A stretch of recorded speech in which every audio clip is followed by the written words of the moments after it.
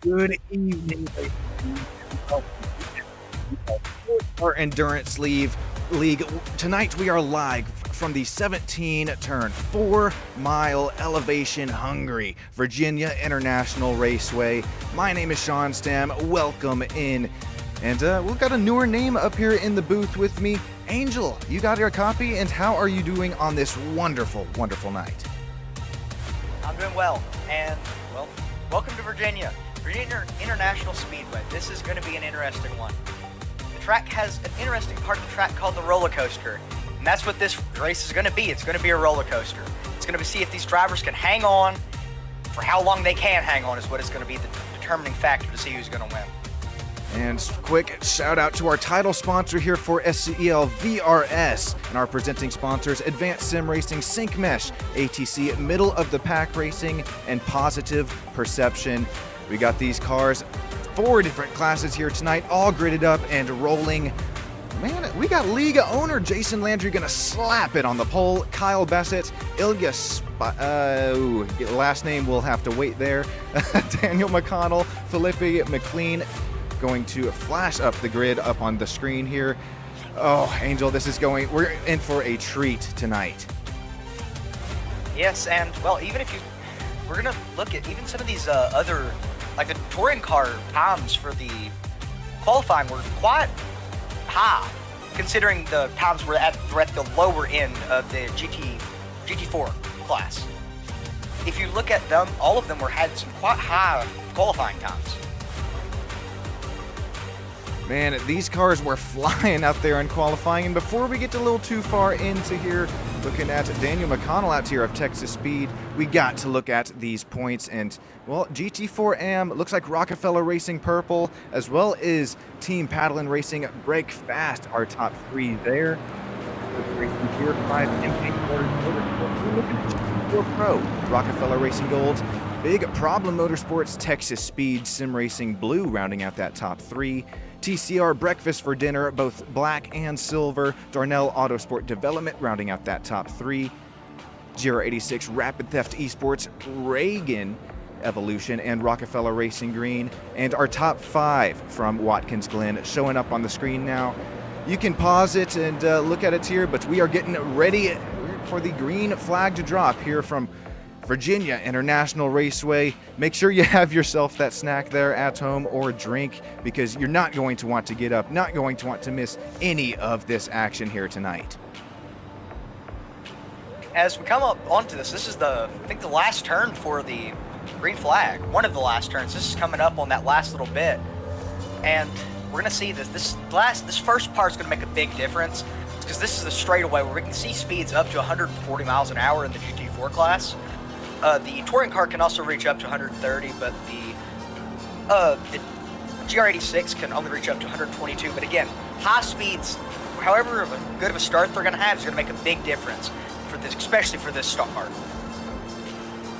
Man, if you're just now joining us, we got 4 different classes coming at you live: GT4, GT4 Pro, TCR, and then GT4. Oh, Angel, we'll get into this a little bit later in the broadcast, but right now it's going to be between Jason Landry and Kyle Bassett's hands in the GT4 class. The different classes tonight it's just going to be a blast to watch. That was that was the Pro class we were just looking at, or GT4, excuse me. Here's TCR. And then GR86 is here, all separate starts, but the green flag will be in Jason Landry and Kyle Bassett's hands, just a couple corners away from it. We have the lights out on the iRacing safety car. Don't blame him. That iRacing safety car about to dive into the safety of pit lane. Here we go, 2 hours and 40 minutes of racing action coming at you live from Stam Studio Network. Sean and Angel will bring you all the action, 2 by 2, pacing, waiting for the green flag to drop, and then we will be hitting up speeds of upwards to 130, 140 miles per hour. Here we go, Jason Landry is bringing us to green flag. Here we go. This corner is going to make a big difference. You got to dive into it, but if you go too deep, you're going to go straight into that grass. And if you don't go into the grass, you aren't going to have a good run to the next corner. seems like the league owner had a good run into that corner, though. Jason Landry, he is starting to pull away from the pack, and looking at our next class of cars on their start, TCR now runs side by side here into turn 1. This is a battle for P3 on track here at Breakfast for Racing. Connor and John Lausen going at it early on here in TCR, and now we have the GR86 class is also green flag racing. Here is Joe Nagy sitting P2 right behind Andrew Sharp. Mark Senecal is in their P3 right there with them. I think the GR86 class is making some moves. I mean, they're going off in the grass a little bit, as we can see, but that's going to be consistent is what you're going to see at this track. It's hard to stay on the track here. There's a lot of runoff areas. You can see them at the one of the first corners, and most of these corners have a runoff track because of that. Yeah, it's not the tighter corners that you possibly see out of, well, maybe even a street course. Screw that. No, we actually have some runoff here tonight, and also a competition caution coming at 40 minutes into the race, so keep that in mind. But we got drivers here moving and grooving, keeping things clean on the broadcast side as well. Appreciate everybody joining in YouTube land. I'm producing, commentating, Angel commentating here with me, but of course you guys joining in YouTube, like to shout you out as the directors, letting me know just what I could do a little bit better. If the car sounds just aren't what you want, I could turn them up. Just let me know. And here we have 2x2 side-by-side action with 2 GR86s. This is Blake Phillips and Kyle Peterson back here battling for P6 in class. 2x2 at this track's going to be a mess. Oh, 3x3 behind. Yeah, 3 behind them. That's going to be a mess into this next corner. See what happens. A little bit of a rub there. That's going to be a little bit, they're getting a little bit antsy already, and we're only just getting started. This is 2 hours, a little over 2 hours actually, 2 hours and 40 minutes, and 3 wide at this point is not going to go well. It settles back down here, now on board with Warren Johnson. Oh, so familiar name with us. 86 Challenge, both real life racing and on the Sim League side, and he's had a decent start here. Up to P36 overall, 10th in class for the 424, as he has his popcorn bucket out and munching on it. Still side-by-side action going into turn 1. For the moment, though, we will cut back to the race lead overall. We haven't missed much. The league owner, Jason Landry, still out front, the number 5 BMW. Kyle Bessette is having to hold off Ilya, Daniel, and Felipe McLean here right behind him. The league owner is gaining about a 2-second gap between him and the second place car, which is, with the amount of time we've already been going, is a crazy lead to have already. And shouting out Jason Landry, so much goes on behind the scenes here. If those of you that own some leagues, and man, we got 40 drivers here tonight, so it's definitely no easy task. And Jason, I appreciate you sticking with our technical difficulties for the first couple of races here at SCEL, but things looking just a little bit better. And Angel, you picked a good race here to come on board with me. I'm liking what I'm seeing out of this class. Lots of racecraft so far as well. Here's Ilya, still up to P3. No changes in position up until, now here we have Felipe McLean. Oh, almost had the move down, but nope, Daniel McConnell out of Texas Speed. That number 11 Aston Martin takes the spot right back. Yeah, I mean, if you look up into the top 6 positions, there's 3 Porsches and 2 Aston Martins and 1 BMW. Seems like the Porsches are doing either really well or really bad, because the last 3 are also Porsches. I'm glad you count that out, or you point that out, excuse me. And also, we have to keep in mind with our GT4 class, remember this, the car numbers that are 1 and 2 digits, those are our pro drivers, 3 digits making AM. And Felipe McLean, this is the 3rd, 4th time I've said his name here tonight, having himself a really nice run, leading the AM class. Braden Melling, P2 in AM and GT4. Adam J. Ballard will make P3 in his Porsche. Some great battles go on here. The longer straightaways here at Virginia allow these cars to kind of get in sort of a draft or a slipstream, you could call it. And battles still continuing to be close. These gaps really have not enlarged themselves too much at all yet. Seems like the touring TCR class is kind of spread out at this point already, especially compared to the GT4 and GT4 Pro. They're much more spread out, at least coming into the straights.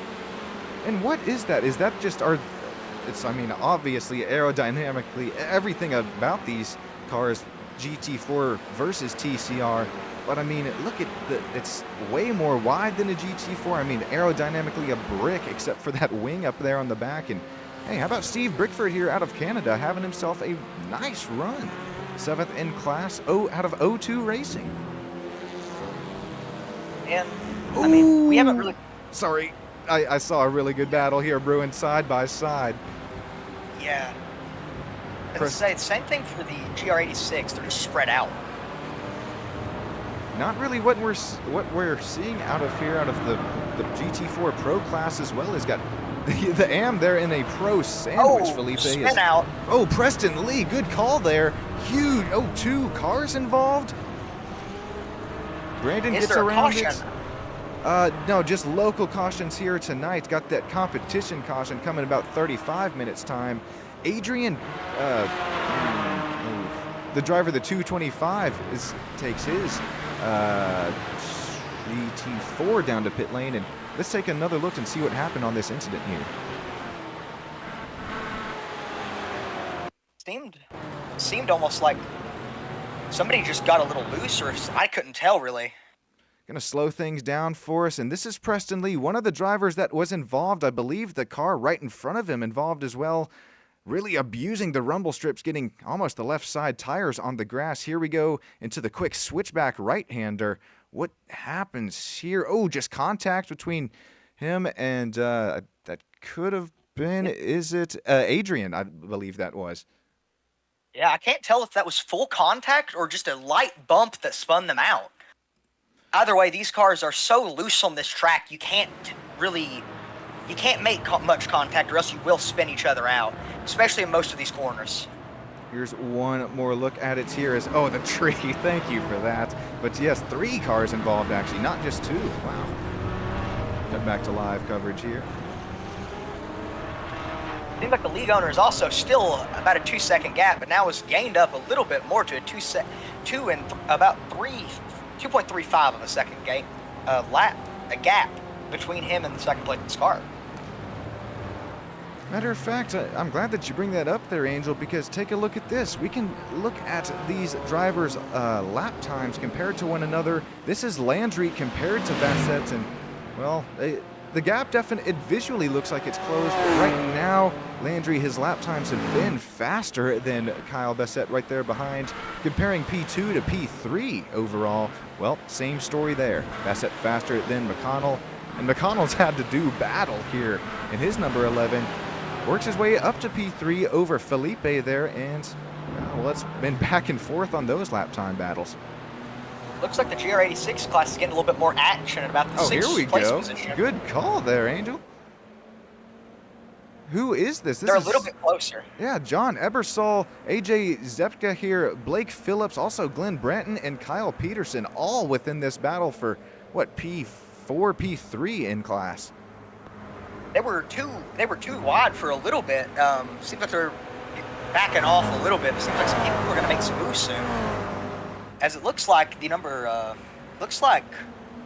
car behind the 7th place car, Bratton, is coming up on him. About to make it too wide in this corner. The outside here in turn 1, believe this is, and sorry, I misspoke earlier, this battle for P7 we're looking at, but throw a blanket over it. Oh, is driver running off the track? That was John Ebersol. We were just saying his name. Still side by side, heading into 3 and 4, not banging any mirrors just yet. Door quarter clear. Oh, that's a switch back there too. They're really clean and they're making some really good moves here, but they're still not spinning each other out like we saw a little bit earlier into the, what was that, the TCR class, or was that the GT4? I believe GT4 TCR battle starting to heat up there between Tyler Bowman and Roger Shank. But right now, it's still going to hang on board here for the GT6 battle because, I mean, look at this. Warren Johnson has moved up, what, 1, 2, 3 spots since we last said his name, and he is trying to hold off that Shaiji there, the 452. He's got a rear mirror full of him. Seems like everybody's getting a bit more racy now. I mean, we saw all these classes much more spread apart before. Now they're all bunching back up again. I don't know if it's people trying to back off abusing their tires, or if it's just everybody's finally getting the groove of this track and the temperature we're having. Yeah, you bring up a good point on the temperature here. That's something that I think I missed there in the pre-race, and let's bring it up real quick. Looking at our... Oh, 1 second here. Okay, here we go. Looking at our track temp here on the day. I mean, first of all, the weather, it couldn't be beat for racing. We got 68 degrees Fahrenheit, a little high on that humidity point, but that's just going to make the track temp about 120. I'm showing on my graphics software here. Correct me if I'm wrong, any of you drivers there that are in this session. But you saw the track map here, and I'll flash it here up on screen once again. Angel, I know that you put in some laps here before we started talking about it, and I put in some laps here last night with Warren and his teammates. It's almost like the car just never wants to grip, no matter which car you're in, no matter how much downforce you have. The elevation changes are wild here in Virginia. Yeah, and especially if you get up on that curb, it's especially the GT4 class, it really wants to spin itself. And I couldn't get some laps in the, I didn't get the chance to get any laps in the TCR, but the GR86 is has a bit more grip, and it may just be the fact of the speed you're driving in. But the GT4 will not grip if you hit those curbs. How about this? Battle for the lead and GR86 heating up what I said earlier on accident for P2 and 3 and 4 on back. This is for 2 and 3 and 4 on back. Andrew Sharp, he's made his way up to the lead, gained a spot from where he started, leading right now GR86, but do not count out Joe Nagy. He has been there race in, race out in this SCEL series. Mark Senecal and Blake Phillips making 3rd and 4th. AJ, Glenn, and Warren Johnson up to P6 in class. Seems GT4 is heating up again. If you look up there, we got some people doing there again, and there's some people scooting their tires a little. Hey, and I mean, this is the point. We got to start approaching some lap traffic here coming up. I think that's already a GR86 who, oh yeah, you can see the speed differential here. And not sure how much multi-class racing you have experience for yourself there, Warren, but it seems like what really makes the dream work happen here is just how you are able to get around these slower class cars compared to your competitors. You can easily gap them depending on either where you catch them on track or just if you're able to get around the slower class cleanly. Contact Glenn Brenton involved. That was a mess, and that's the problem with when it comes to catching this lap traffic in these races. Somebody, these slower cars, you never can really gauge what's going to happen. I mean, it's completely different braking zones, completely different acceleration off the corners, and we'll try and take another look here, see what happened to Mr. Bratton. So we're already slowing it down. We'll speed it back up here, and oh, just gets on the rumble strips. Oh, it ends up contact with the Eclipse. Did not catch the driver name, but it looks like a different class that he had contact with.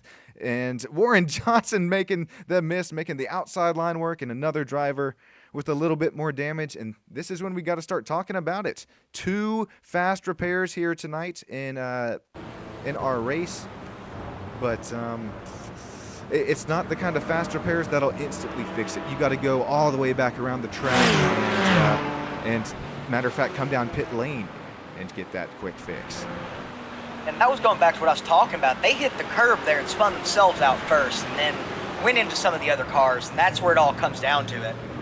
That curb is really unforgiving, especially at that point they were at. Like we were at 1.20 live viewers here on YouTube. I see 14 right now, and I'm shouting you guys out once again. And if you have a pick right now, at least overall, my goodness, the battle is starting to heat up between Jason Landry, Kyle Bassett. Looking at the lap times once again, I mean, we're going to see best sets, yes, lap 7 faster, and I bet 8, 9, and 10 could possibly be faster. Are we seeing Jason Landry maybe just abuse his tires and equipment here just a little early on in the race? I mean, to get those faster lap times, you have to do something to those tires. You have to be a little bit rougher on them, and it's going to make or break your race in the end. I don't think we've given TCR enough coverage here tonight. And this is a nice battle between Jason Jen, Steve Bickford. That was working his head side by, oh, not even. Okay, well, that was a really good run off the corner for Steve as he will take P6 overall, leading this class. Looking like, oh, somebody in the wall. Yeah, that was. Okay, well, Francis Shrink leading the class. That looks like Patrick Stein off into the grass right there. Mark Senkel had went off as well, so it could have also been that driver. Where's Mark running? There's so many names. Mark.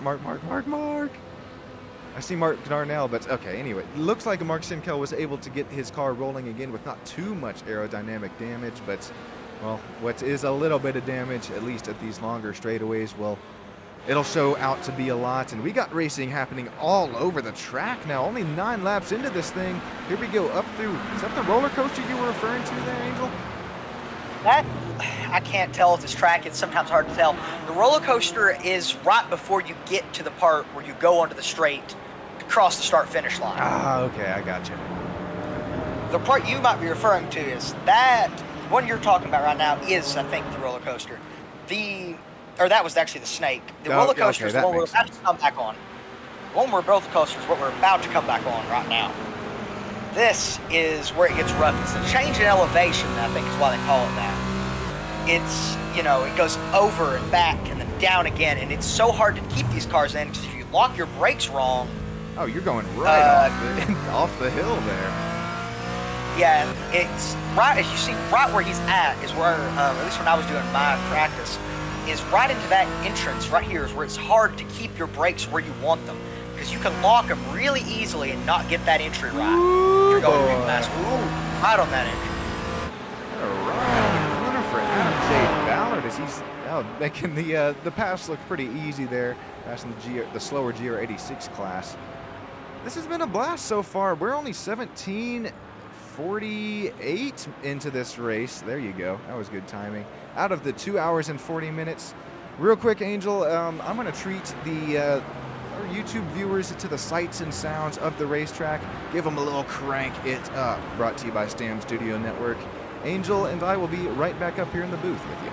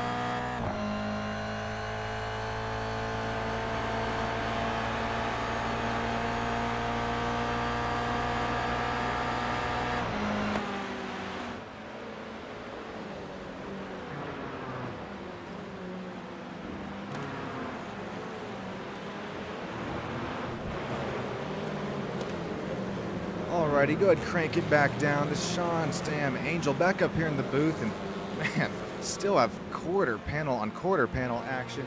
Real quick before we get back into it though, we can't be here without, whoa, Warren Johnson running wide. that's not, we can't be here without. Real quick, Advanced Sim Racing, ATC, Middle of the Pack Racing, Positive Perception, AlienAwards.net. Hey, if you're looking for any iRacing trophies there. Sync Mesh, if you're looking for any, oh, that was close. Looking for any driver gloves or racing wearables there. And then the one, the only SimRacingNation.com that allows us to bring you coverage here on SSN tonight. Quick shout out to those sponsors. Yeah. And man, Warren Johnson, that was a really wide run. He only drops back to P9 in class. Real quick, cutting back up here to Jason though, Angel. We haven't missed much. Jason's still out front. Yeah, and that GR86 that went off a little bit saved it really well, and that's really hard to do at this track because there's a lot you can mess up and a lot you can mess up really quick. I believe this is the move here. Here is now, I mean, faster traffic coming around the outside. Oh, and not even his fault. I think just TCR, maybe possibly two cars going for the same bit of real estate. You mentioned it's really nice there, Angel. That's a lot easier looking on the outside of the car than it is on the inside. Yeah, those GR86s are easier to control. They're not as easy to control as you would think. You think they have less horsepower than all of the others, they would be easy. They are not. They are a mess, especially on tracks like this. Yeah, I don't really have that down for. Oh, sorry, you got it. Sorry, this seems like we have. Well, it changed. Never mind. There was somebody looked like they were too wide for a second, but they aren't anymore. I was gonna say real quick. I mean, Angel. Oh, that was close there on corner exit with a TCR. As we head through the snake, there we go. Got that one right. It was some bump draft in action here. The GR86s are such a relatively light car, and I mean, I think only 155 horsepower in those little tiny puppies. Lots of these drivers, at least in the 86 Challenge Sim League, racing those cars real life. And here, if you're a fan of F1, which to be honest, not the biggest myself, but this is, I guess, what these guys call a DRS train. Not too sure, but this is... see, okay, I'm not the... This is just a train, this is just single file racing to me.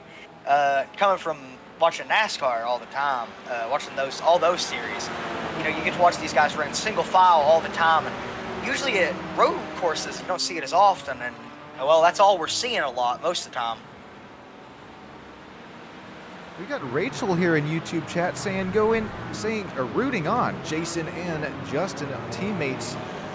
Jason has been in the car so far. I think he might hand over the wheel to Justin a little bit later in the race, and might have league owner up here join us in the booth. Be sure you stick around for that. Is that competition caution? It's coming here. Remember, only 40 minutes into the race it will come out, and I really think that's going to benefit some of these drivers that have a gap of, well, 20, 30 seconds, but they have the pace. Fastest lap times right now in our top running class. Jason Landry, his best was a 153.5. Last was a 154. And just about the top 4 drivers are running 154s. Possibly even a little fuel saving going on, but I'm liking what I'm seeing out of Jason Landry. His BMW GT4, pretty vibrant colors on it too. You can't miss that thing. Yeah, we've seen. It seems like a lot of these paint schemes are really nice. Even in just all of the series, not just GT4. If you go back and look at all of them, they have some really nice paint schemes. Just shout out to, again, just the drivers for all of this, because again, I don't know if you've ever tried to make a paint scheme, but it's a mess. It is hard. There's so much that goes into making a paint too. So if you are an iRacing painter yourself, like Rob Edgel, Fat Rob on Discord, hit him up for some really sick designs. And this is something that you get on your feet for NASCAR. Almost some 3 wide there, but the slower GR86 class loses out on this battle. This is Kevin, Pion, and Shrink, 2 Canadian buddies going at it here in TCR 4P3, the final driver interview spot in class. This is really good to actually see, because we haven't had nearly as much action in the TCR class as we have in any of the others. So it's good to see some action going on right now, as we are about to see them go 2 wide, I think. We're getting into the old slicey and dicey snake section of the track. Hopping on board with that 288 France now. He's ever so slightly closing the gap, and well, he's now caught him. Catching him's one thing, passing Kevin is going to be another. And here we have, I thought that was a pass for the race lead, TCR. Nope, it's Connor. He's still in the lead in that number 212 lead in overall, class. Going to be 14th overall. And then John Lausen here, we've seen so much pace out of this driver, the 277. I think that's Break Fast Racing. John's had so much pace and having himself a really nice run up 2 spots into P2 in class. Kevin Pion there with what is a really nice battle. We're going to keep on board with it here for a little bit. He's so far securing, once again, that final interview spot. If you're newer here on SSN, the top 3 of each class getting interviewed. And is that a little pass on the grass there for a Shrink? Yeah, that was almost bad, though, because that the fence wall for the pit lane juts out. Oh, like, so I'm picking up what you're laying down. Yeah, if you watch the Bowman Gray race, you'll know what I mean. If the wall juts out, you can hit it really easily, and it's easy to tell where it juts out because it goes out a lot. Yeah, some of the angles not too racer friendly, but you know it is racer friendly. Some side by side there. It's going to cut back down to single file up here through the snakes, but this battle hasn't left us for about a lap or 2. Kevin's still trying to hold him off. Also, going back to John Lausen, he is consistently setting a slightly faster lap time than the number 1 car. He's not caught up to him yet, but it seems like we might see him catching him in the future. Curb Your Enthusiasm Autosports, this is battle for 3rd in track. We are banging front bumpers and rear bumpers. That got a little tight coming into the longer straightaway, but somehow we're going to keep both 4 sets of these tires on these TCRs. All 8 tires moving forward here. That got tight on the exit. See the car that hit him in the back of the car that got hit, almost got a little bit squirrely there. It's the bad part about these cars. You get too close to the rear end of another. These cars aren't very friendly to the draft style. It's almost like pushing into the corner there at a super speedway. Just not really something that that you want to do, especially with these pointier nose in the TCR class. Still, though, he's Francis right there with him in the slipstream heading down the start-finish stretch. This is heading into turn 1 once again, and as he look down the outside, who gets later on the brakes? Here we go. The 288 down the outside, slightly later on the brakes, but has to give the spot back there to Kevin on exit. Switchback. He had me fooled, looking like a mug here on SSN. That was a real nice move. Looks like he had the other driver fooled too, though. Not just us, because that was a clean move that I don't think anybody was expecting there. Man, switch back central there for Francis. Works his way up to P3. Possibly going to start running away from Kevin here is, man, another really nice battle here between Ilya and Aaron Kushner. 2 cars in the GT4 class. One of these cars being Ilya, that is a pro driver, and Aaron is an AM. The 101 is right on his back bumper, taking some curbs pretty aggressively. No harm, no foul, keeping things moving on. Seems like, again, just everything's gotten more racy as we're going on. It depends on if the track temperature has changed at this point. It will definitely be changing throughout the race. And as that happens, it will definitely make the race more condensed. Because this track is definitely more, you go fast when the track temperatures are hot, but when they get slower, the grit that's already almost non-existent will get lower. Liking what you're bringing up there, iRacing simulating just about everything that you have to offer here, and they'll simulate also when a driver runs off the track now, the gravel will accumulate behind them as they run back on the track, and it's slick for the drivers that are next to run through that section. I mean, you can go on just every tiny little thing simulated. I was about to get into the tire rubber that's caked into the track as the race continues onwards, possibly looking at maybe adjusting your lines as the race heads forward. Is some more side-by-side, and Steve Kelly is in a sandwich right here. Julian Jones is the front piece of that bread. James Cochran in the 22 is the bottom piece of that bread. So coming up on some lap traffic should make a big difference to how this is going to play out. Heading back down the hill, and another left-hander. This is that roller coaster we were talking about earlier. If you're just slightly too late on the brakes, man, your car can send off Mach 2 down the hill on the grass. Everybody's going to keep things moving and grooving here so far. The battle for the lead overall, though, it's continued to close back up here a little bit, looking at 0.8 of a second between Jason Landry and Kyle Bassett. When we were about just a few laps in, it was about 2 seconds. Closing down now as they approach lap traffic, he's getting right up on the bumper. Jason's got nowhere to go. That is what's going to make the big difference, is lap traffic, adjusting your line as the tire wear happens and rubber gets caked into the track. It's all going to be what changes who wins. It's not going to be who's the best driver, it's going to be who's the most adaptable driver. Because this isn't just 30 minutes, this isn't just 15 laps, this is 2 hours and 40 minutes. I mean, I don't know about you, Angel, but at this point I am sweating behind the wheel, and I'm glad that you kind of said that like you did, because this is by no feat an easy task of these drivers, especially if you're Jason here leading the race. That's even more weighing on you, knowing that it's broadcasted too. I mean, it's kind of the weird situation if you're leading. It's, do I want to get so far away and catch more lap traffic, or do I want to kind of stay back? Because if he tries and gets farther away, say he sets faster lap times, because he's consistent with setting faster lap times, except this last lap by, what do you want to try to, as the leader, do you want to go farther ahead, or do you want to stay back? Because you catch more lap traffic. It's all just how you see him. Look, Jason is just saying, I got places to be, flashing his headlights as they approach. I believe that's Jason Jin, could be. But, I mean, yeah, that's a great question there, Angel. And also the fuel burn.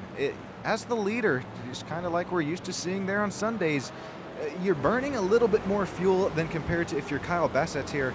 You can see where you gain on the braking zones, where you can just possibly lift a little bit, even on the longer straightaways, get out of the gas and save a little bit of fuel. When we do approach our pit stops, that's just less time spent in the pits. Could possibly even see a jump in position, as we've seen one too many times here in the SCEL Sport Car Endurance League multi-class series. I'm gonna have to say this about this in general. This like this type of racing, it's so different than one class. Because one class, all the cars, it's easier, not as easy to get lapped. But when you catch that lap traffic, it messes everything up. If we're looking back, I think up to 20th place is lap, like at least a lap down, which is still in the TCR class. Up to a little bit of them are being lapped currently. And as we're seeing that, how much more lap traffic are we going to see if we go back around? Say there's a cautions, say all this happens, how much are we going to see other cars get lapped? And how much is that going to make a difference? You're right there. I think it will completely kind of change the complexity of the race, especially even the competition caution. That kind of throws off the math there, at least for the first stop. But knowing that all these drivers should have another stop to go is different fuel percentages. I like what Jason Landry has done. He's given each class different fuel percentages, so nobody will really be all diving to the pits at once, at least on the green flag positions. But real quick, we see you there, Rob, in YouTube chat, shouting out the Panda Spec Motorsports paint. I know you painted this yourself, man. And John, running P5 at the moment, he is making the Panda Spec Motorsports paint look really nice. And I mean, look at just the shine come off that baby blue. I think I just think I think just a shout out to everybody who painted Yeah, or did every these iRacing paints. painter. My goodness. And especially, at least looking at this from a broadcasting standpoint, makes my life a lot easier to look at this, because I can distinguish who's who. You know, I can look at that and say, oh, it seems like we're having a pit stop. Yeah, he's not the only one here. Steve Kelly, Roger Shank in as well, and something else that we see on Sundays, at least at some tracks there, Angel.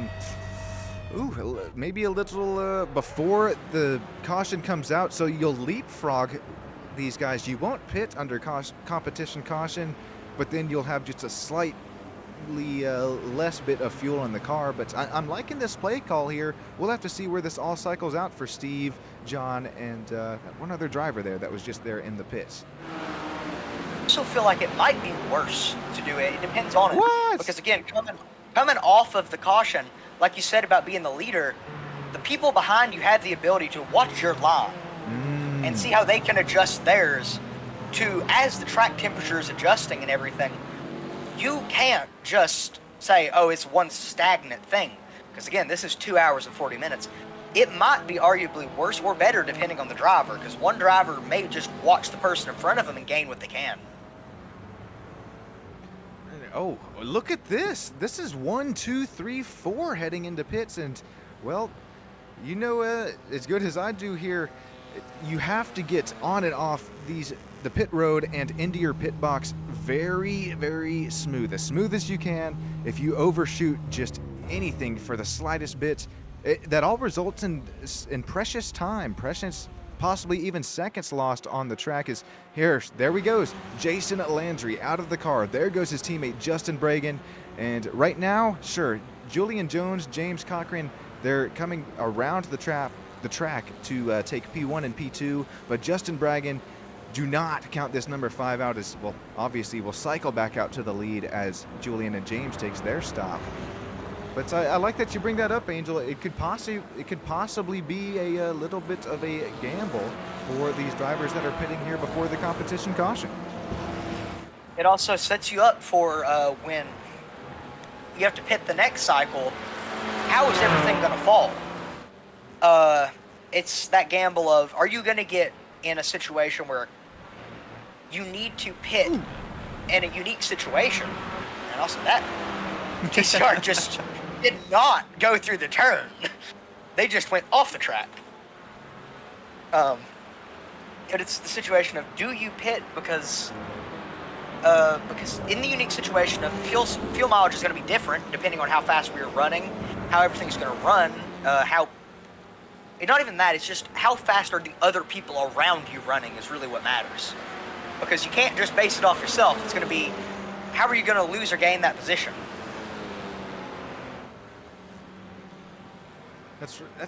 I like it, Angel. And well, for those unfamiliar with the competition caution, it's not your typical yellow flag. This is going to completely reset the playing field, and well, everything changes. We could see a flood of cars into the pits, just like we did see with drivers 1 through 5 in the standings at the moment. Or we might even see some wild changes in position once all this dust settles, because, well, racing is about timing, and just like I mentioned, that perfect timing in these competition caution pit stops. If you do pit, well, just where does it cycle you back out to, especially with this longer race? Right, like you said, Angel, does it even play in your hand here later on, as you're going to have to stop a little bit earlier and on our next stop, which will be a green flag stop. It won't even be under yellow. Yeah, this track is quite literally a roller coaster. You won't know what's going to happen the next turn, because the next turn you go around, somebody could be spinning out in front of you. You might have no clue, because at least in the some of these sections with changes in elevation, you aren't going to be able to tell. You just don't know what's going to happen. You don't know who's going to be where, whether there's going to be a car going slower that's in a different class right around this corner. You don't have a clue. So is it going to play into your hand? Nobody knows. Especially, I mean, yeah, the differences in speeds, and I know I said it earlier, the braking zones in just about every class here that's racing tonight. I know we got the GT4, the GT4 Pro, TCR, and then GR86. It's all different, and it's going to boil down just how well you are you're able to get around the lap traffic here. If we can go on board as they go down that elevated part after we go back after this competition caution, you can see the difference of how it's hard to tell what's going on at that part. Well, there it is, right at the 40th minute. We're going to see these cars all start to slow down and possibly hear from a league owner. Mr. Jason Landry is now, his teammate has taken over that BMW number, I believe that was 8. Where is this car at? They are running now P4 overall, so excuse me, that's car number 5. Pixels are starting to merge together here, only 40 minutes into, well, 2 hours to go. I just mentioned it. Who ducks into the pits here? I would imagine it's all these drivers who just did not pit. And, well, from there, we're just going to have to see where things go. I'm going to go, I'll message Jason real quick, and I'll be right back.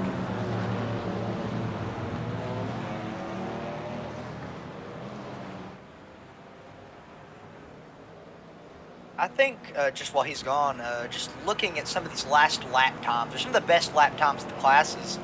We've got some 1 minute and 54 second lap times that are consistent, and 153s that are consistent for our best.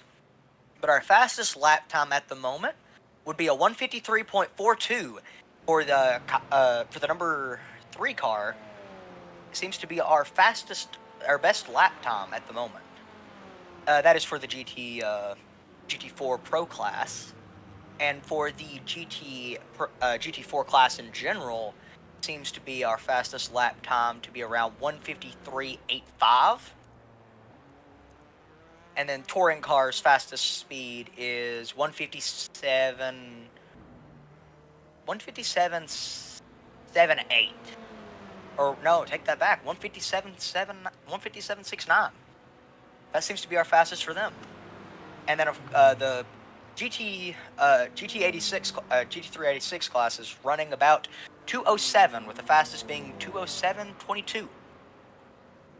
Appreciate you breaking that down. I mean, the top speeds here between the classes too. I think I have a little graphic for that.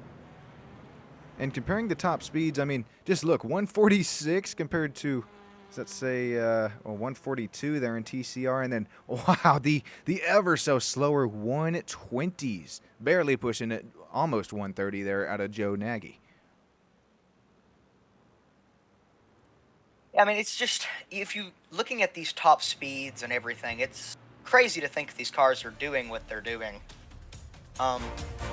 It's just, it's interesting for these classes of cars to be running together because of their difference in speed. It makes a whole new field and a whole new situation, and it seems like they're pacing.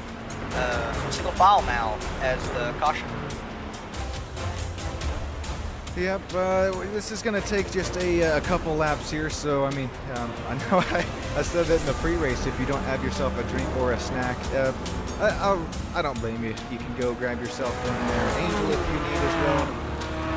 Feel free, because we should have just about 5 minutes is my best guess here of yellow flag. Until we get everybody waved around and back and bunched up here once again. Gonna try to get a league owner in here. Also have another driver interview coming up here. Warren Johnson, if you're listening, working on that as this race continues to tick further and further on. So far, Julian Jones, James Cochran, Kyle Bassett, Justin Bragan, Brandon Melling, Dakota Smith, Daniel McConnell, Steve Kelly, Connor, Adam J. Ballard, John Lazun, Ilya, Blake Browser, Preston Lee, and Aaron Kushner will round out our top 15. While we have a moment, let's take a look at those practice results. Middle of the pack racing there was first in practice. You see car number 5, so that is Justin and teammate Jason Landry. Beaver Moose there was running a P2 for about all of the race here. It dropped down to P3 after that little quick pit cycle. Track Rocket, Texas Speed, SRN, Rockefeller, Smooth Operators, Big Problem, Mo West Human? No Rest Human? No West Human? That's a tongue twister. And Eclipse Racing was that top 10 in our practice session. We still have 2 hours of racing to go. Angel, what have you kind of seen so far that you've liked, and even the different paces and speeds between our 4 classes racing tonight? It's been a mess to watch, but it's been a good mess. It's been interesting to watch in its own way. I mean, coming with this competition caution, it's going to set the whole field separate, and that's going to, it's going to make everything completely different. And once all that happens, everything's going to be pretty much right back where it was. We're going to see a similar situation where we're going to see the cars, I'm assuming, are going to spread back out and then condensing it. Because everybody's going to get a little bit, almost like you do if you've ever, like a band performance or a basketball game, or if you actually race, race. You get antsy when it first starts. Then you get comfortable. Almost too comfortable. And that's when we see the wrecks. And I feel like that's what we're going to be seeing soon. As we're approaching, we're at 40 minutes now. We'll be approaching the 1 hour mark soon. I feel like around that mark is when we'll be seeing some of the more wrecks we'll be getting. How's that saying go? I mean, this will be our only caution tonight, but how's it go? Cautions breed cautions? Yes, and I feel like this one might actually breed them. As we're going to see people get real, they're already comfortable with their cars, but they're going to be a bit cautious off of the start, and then they're going to get right back on each other. And we might not even see them cautious off the start. They might be right off each other right off the start. And that's all going to depend on the drivers. And that's what we're here to see, though. We can't predict all that. We're just here to see what they do. Here to see what they do and how they make it happen. As snaking our way down a single file, we're waving some cars around too. Shoot, we might as well cut to a little quick commercial break while we have these drivers running at Mach .001. We'll be right back here for you on SSN.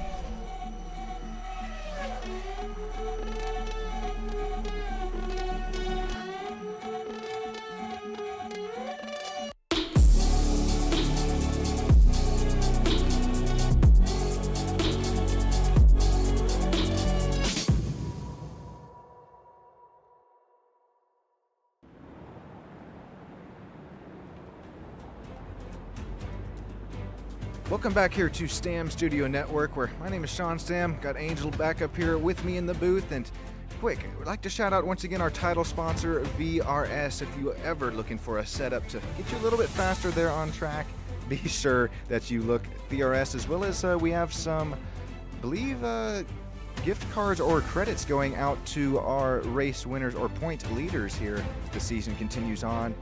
Of course, Advanced Sim Racing, Sync Mesh, ATC, Middle of the Pack Racing, Positive Perception, AlienAwards.net, and Sim Racing Nation. Real quick, looking back at those top 5 results from Watkins Glen. Middle of the Pack Racing, Texas Speed, B&O slapped it on the top podium spots for GT4. TCR was Breakfast for Dinner Silver, E-Brake, and Breakfast for Dinner Black. Rapid Theft Esports, Virginia, Ridge Runner Racing, and Mad Sim Racing. Number 482 was our podium spots there in GR86. What are these cars' numbers? Because we might be able to might be a good idea to compare with the positions from last race to where they are now in this race so far. So we finally do actually have these car numbers up on the graphics this week, and yeah, I can tell you right now, Kyle Bessette and Justin Bregan, their teammates, finished very high there in Watkins Glen as well. We'll take another look here. That's the 3 and the 5 out of, believe. Oh, okay. There's no. Okay, yeah. That's we'll have to get that from Jason next time on this graphic, as that would help us out just a little bit more. But lots of these drivers that were fast here tonight have been fast throughout this whole season, and I think it's just showing. Well, it's not a fluke at this point. No matter what car that these drivers are running in, well, they definitely have the pace here in the Sports Car Endurance League. Yellow flag is still out. I believe, it's 5 minutes approaching here under this yellow. Still got, maybe a lap or two to go. What, have you seen a favorite paint scheme that you like here so far, Angel? I actually would have to probably say the number 5 car. Just there you go. Looks clean. It's bright, it's clean, it just looks solid. And going off of what you said, where it's not a fluke, there is no such thing as a fluke in racing. Whether it be skill or it's luck, it is still not a fluke. You have one of the above to start to race. It's just, depending on which it is, it's still not a fluke. Oh, yeah, that's, oh, man. I know I said it well said probably 4 times, 5 times tonight for you, but it really is, and the way that you're kind of able to break down things a lot better than me. It's some of these little incidents, they look like they may not mean much out of the outside view of the car, but when we cut to kind of what these drivers see, and when you can see some hand movements when some wrecks do occur, it just kind of goes to show it's, like you said, it's not a fluke. It is all skill within racing, and well, we just have so much more of it to go here tonight on SSN. Appreciate everybody once again joining us here in YouTube land. Go ahead, say something there in the live chat. I'll shout you out, or if not, just well, tell us who you're rooting for or whatever it is.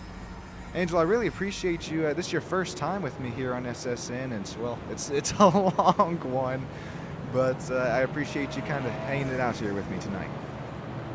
Yeah, it's a worthwhile experience. Brand new for me. I am used to commentating on other things, but definitely worthwhile. This has been a blast, and definitely a good track. Virginia's always a blast to watch. It's a blast to be in. And coming from, well, it's near me, and I'm actually from Kentucky myself. A little bit near it, actually. I'm right near the border. So this is one of the tracks that I actually hope to visit one day in real life. So this is one of those that actually holds a place to me dearly, so it's definitely worthwhile for me. There you go. See and experience those elevation changes for you in real life, huh? Hopefully, and this is just a whole nother thing, because if we can go on board for this little bit here, this can show right after this little bit, when they go through you can see that this elevation change right here is gonna, where you can't see the other cars sometimes, because it's probably better with these cars, but you can't see them coming down from this point right here because of that elevation change. It's so hard to tell. And then you go back up to that point up above it where you're going through the roller coaster, it's even worse because of that elevation change. If somebody spins out, it's hard to tell. If you don't have if you don't focus perfectly, you can't tell who's where, when they're going to be there either, because you just never know. It's already a blind corner, and yeah, on top of that, it's just it makes for quite a bit here. Real quick, I'm going to cut to a driver interview. I see that okay, wait, hang on. These drivers are looking single file. I want to cut to a quick interview. Angel, I'll be right back here on the SSN Discord. I got to switch channels here real quick. All right.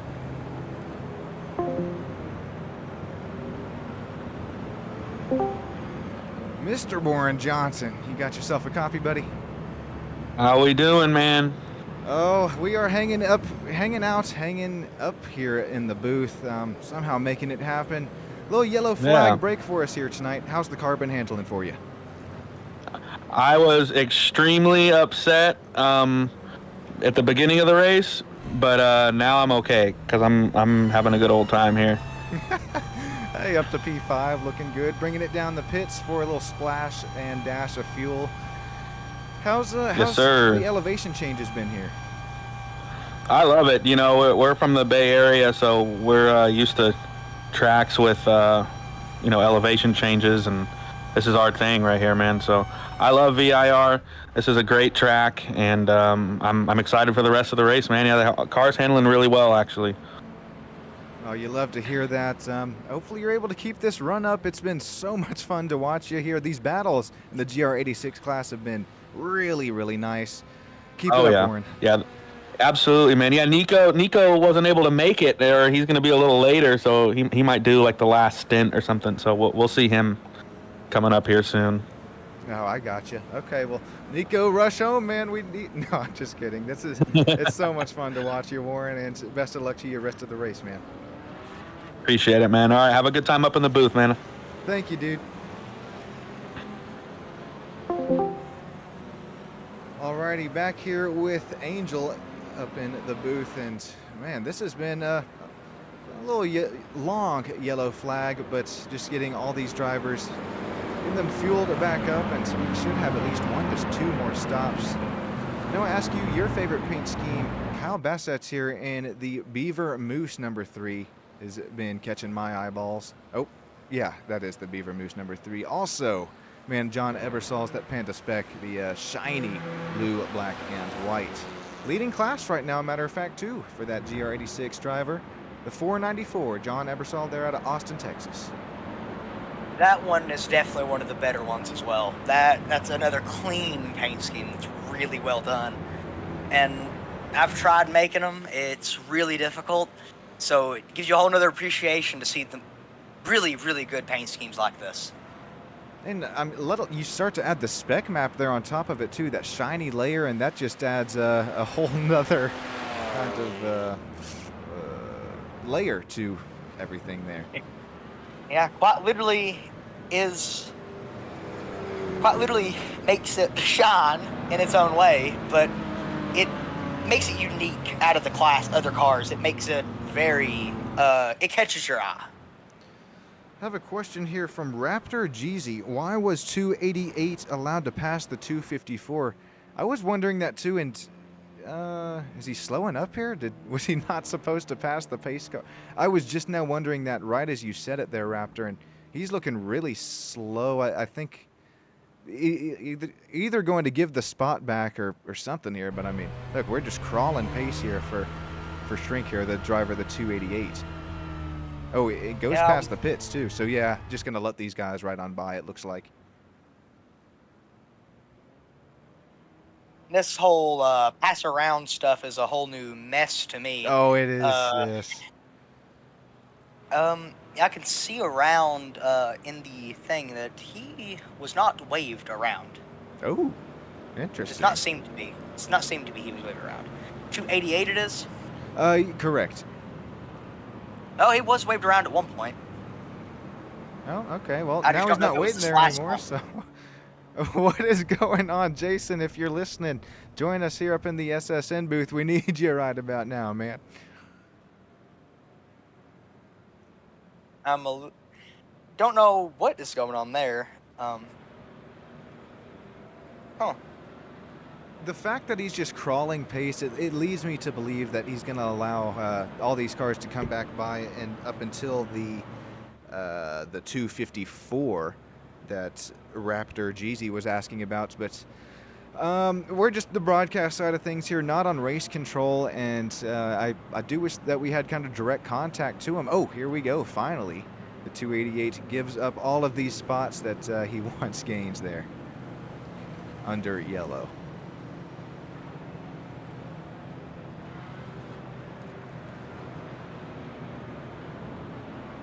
Seems to be we're about 26 laps in, about coming up on an hour now, and still on caution from the competition caution, and the fields are much more condensed now, as we have most of the classes together. Yeah, and well, what I was talking about for you when you got back is, it seems like the fields are much more condensed now. The TCR's really close together, as well as the GT4 and everything. Yeah, that's the competition caution definitely going to bunch things up, and like we saw even before the yellow flag flew, when we had those drivers come and take the pit stop there before the competition caution. I do know that the top 5 drivers, matter of fact, we can see the last time they pit. It's it's all looking just like the same strategy for our top 6 right now. All coming down just a couple laps ago and not pitting under this competition caution, so a little bit earlier pit stop that we will see. And hey, get this, Angel, looks like lights are out on the pace car. We're getting ready to go green. Yeah, and one thing quickly before we go green, we don't just have the GT4 Pro, we have a 3-digit number from Dakota Smith in the 3rd place position. Excellent run there out of Dakota, a driver out of Canada. Our northern buddies, lots of northern buddies here tonight with us. Okay, well, the final back straightaway, and then we go into the roller coaster section, and then, well, I don't blame that pace car. We'll be diving into the pits before we get back to green flag racing action. Gotta do it. Could not be here without them. Advanced Sim Racing, ATC, middle of the pack racing, Positive Perception, AlienAwards.net, SyncMesh, SimRacingNation.com. I greatly appreciate you guys here coming on board with SCEL, and it's making it all happen here tonight on SSN. Woo-wee! We're not even what? We're not even halfway yet. Almost halfway, about 20 minutes till halfway, and I think after this startup, it's going to get real.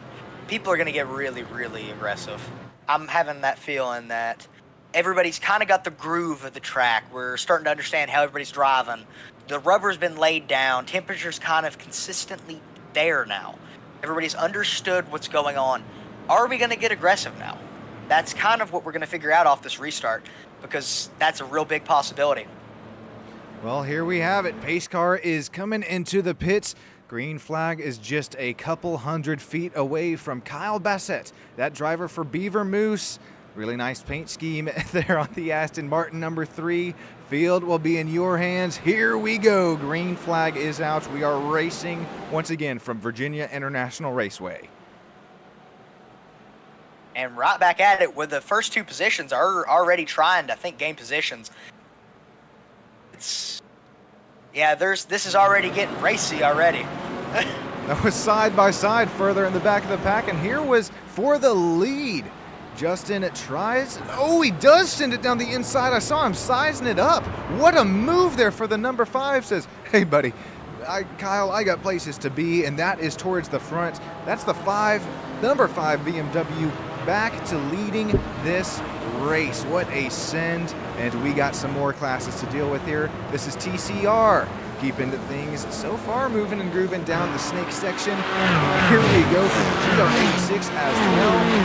Cars right there behind him. A little bit quicker start this time. Here comes John Eversole, looking to ever so slightly extend the gap over P2 of Andrew J. Sharp. What is going on here? Yeah. It seems like everybody's a lot more aggressive off this restart. Everybody seems a lot more comfortable with their cars. I mean, after that first 40 minutes, now you know you have places to go. You can't hang around anymore. I mean, we still have more than halfway to go, 20 minutes till that halfway mark, but the chances are continuing to run out. Here goes some more action. That's Alia Speckler there in the 86. Getting passed by Preston Lee, who we have seen time in and time out. So much pace for Preston. The number 6 has made his way up to P5. That's a spot gained on where he started here tonight. There is seems like that TCR class is right in the middle of that pack. There's a decent sized pack there. It is. These guys are starting to shake and bake down this back straightaway. Here we go. Here's some bump drafting going on for number 3, the Dora, number 212, trying to give it to Kevin Peon there out of the outside. Ooh, this might get a little bit loose, little tight even for the 328, or excuse me, the 266 ends up making the pass on John Lausen, who falls back here to that was Kevin Peon getting passed by Mike. Now John drops back here to P4 in class. Everybody's a lot more racy. This is definitely more interesting to watch at this point, as we're seeing the TCR class, which was a lot more calm before not, and that car that's an unsafe rejoin at that point. That was out of nowhere. Like you said, elbows are out at this point. Just slap them with your grandma's purse. I mean, all of these drivers, it is looking like rush hour traffic right now. Every class has battles. I mean, too close to call. Oh, the GR86 class has been holding its own. The TR86s have been looking strong, but the aggressive driving nature, no drivers are holding back, especially this GT4 Pro class. No more playing nice. No more Mr. Nice Guy. Oh, every opportunity is a passing opportunity. Wide in the GT4 for a little bit. Seems like we might see a pass at that point in the back a little bit. Here comes also a send down the inside for Brandon Melling. Look at that. Smooth on the brakes. I know it's a different class car he's passing there, but making it almost look easy passing that TCR.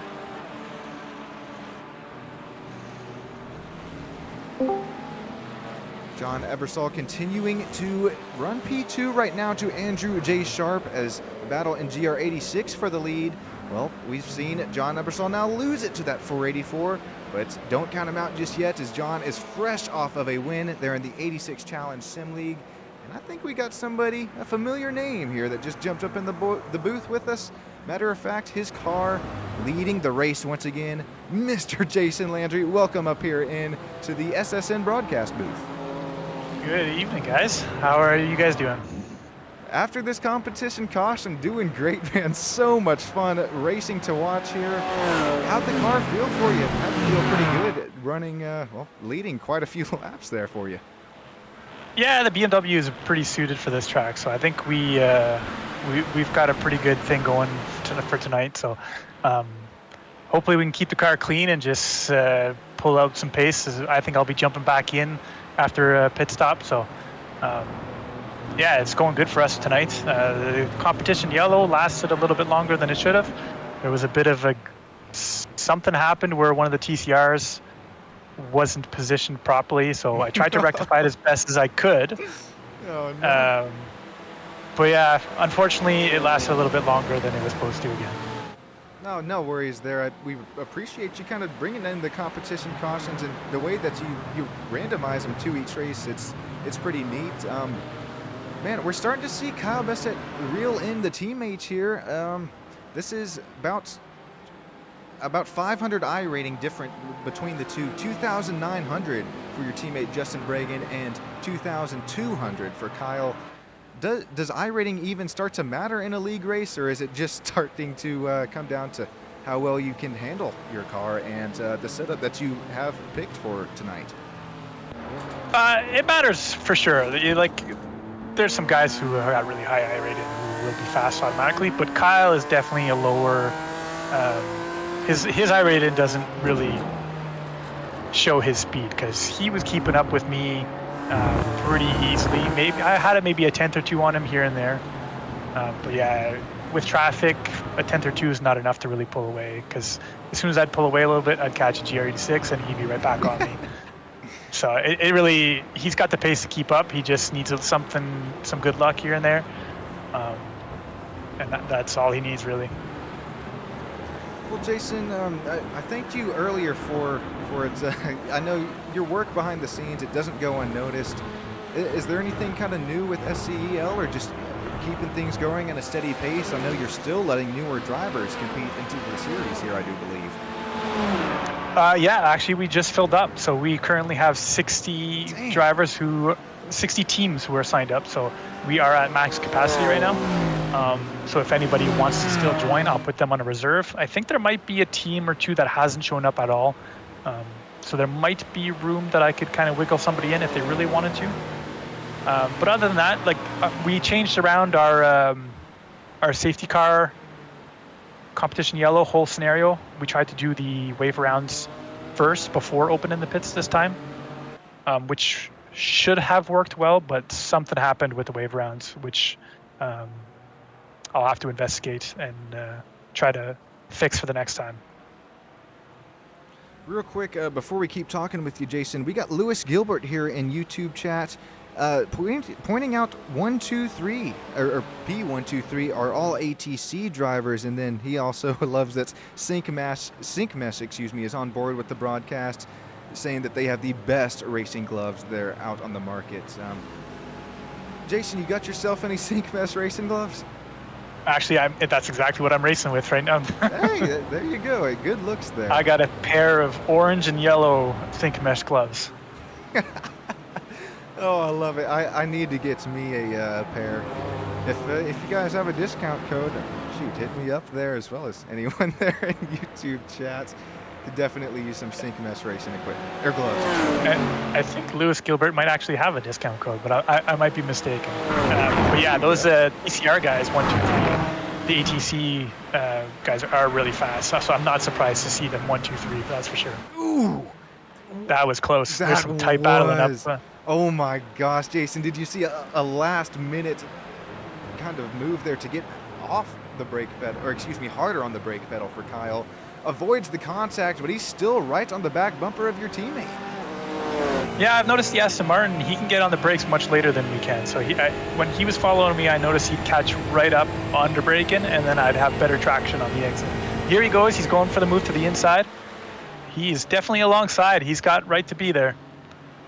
Got right to be there. Call it door quarter clear down into the roller coaster section. Oh, very nicely done. It's we got a new leader. Done, but it's not what you wanted there for Justin. New leader overall, Kyle Bassett, Beaver Moose Racing, that Aston Martin. Oh, he's got that nice paint scheme on there. Looks even better now, leading overall. Definitely got some aggressive racing already. It's definitely getting tighter now. All throughout the pack, Angel. Really good call here. Here's James Cochran and Brandon Milling. Still, I mean, still running the same spots, but right now Blake Frauser, oh, he's going to look down a little bit more defensive line here for the driver of the 127. That 22 of James looks around the outside. Maybe crossover action? Nope, doesn't happen this time by. Question yeah, it was a really nice defense. A question to the league owner, Landry. When you were driving, it seems to be much more aggressive now than it was before. Just coming from somebody who was actually in the in the sim racing at the time, does it actually seem to be that way? You mean after the safety car restart? After the restart, yes.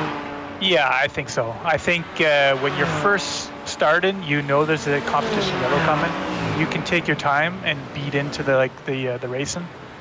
But once the safety car is come and gone, every position you gain is really important. So you definitely need to be a little bit more aggressive on a safety car restart than at the beginning of the race.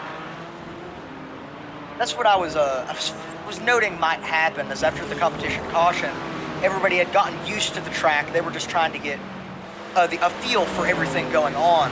And after this competition caution flew, everybody gets back out there. They're just going to push it and see how much they can gain. Yeah, absolutely. The first part is just about survival, and then once the competition yellow comes out, then you want to race to the end. I think, TCR class was really, really, they were very reserved with their racing for that first little bit, and right now, they're one of the more aggressive ones they have been so far. Yeah, it's not surprising, especially the leaders of TCR. They are very quick, so they might be even faster than some of the slower GT4s. It looks like, I'm not sure if that Mad Sim Racing is on the same lap or not, but it looks like he might be getting passed by Francois. I was going to say that. Francois was just right nose to tail with a driver there, but possibly just not same lap. Francois, back to the lead here in TCR, and that's CYEA Curb Your Enthusiasm Autosport. It's also really funny. Nice paint scheme here for the driver of the 288. And got to remember here, Jason, Angel, well, I guess, Jason, hopefully you're there for it, but top 3 in each class. Pro, Am, also TCR and GR86. Gonna have these driver interviews coming at you live right after the race, and I don't know about you, but that's definitely something that I am fighting just a little bit harder for. Get my voice heard here on SSN. Yes, hopefully they all show up. There's definitely some good fighting going on. I think car 127 Breakfast Club there, or Breakfast Club, sorry, is leading the AM of GT4 currently, fighting with car 196 Eclipse Racing. So there's some tight battling with these guys. TCR, there's a little bit of a gap. And then we go back to the GR86, and the leader there seems to have quite a bit of pace as well. But the rest of the field is quite close. There's a good battle between P6 and P7 in GR86 right now. Oh, there is. That's looking like Warren Johnson at P7, Kyle Peterson P6, and Peterson is right now in a GR86 sandwich. He is the meat of it. That's Mark Sinkel leading kind of this battle between these two. And these lighter GR86 cars, very low horsepower as well, but the power to weight ratio is pretty astonishing.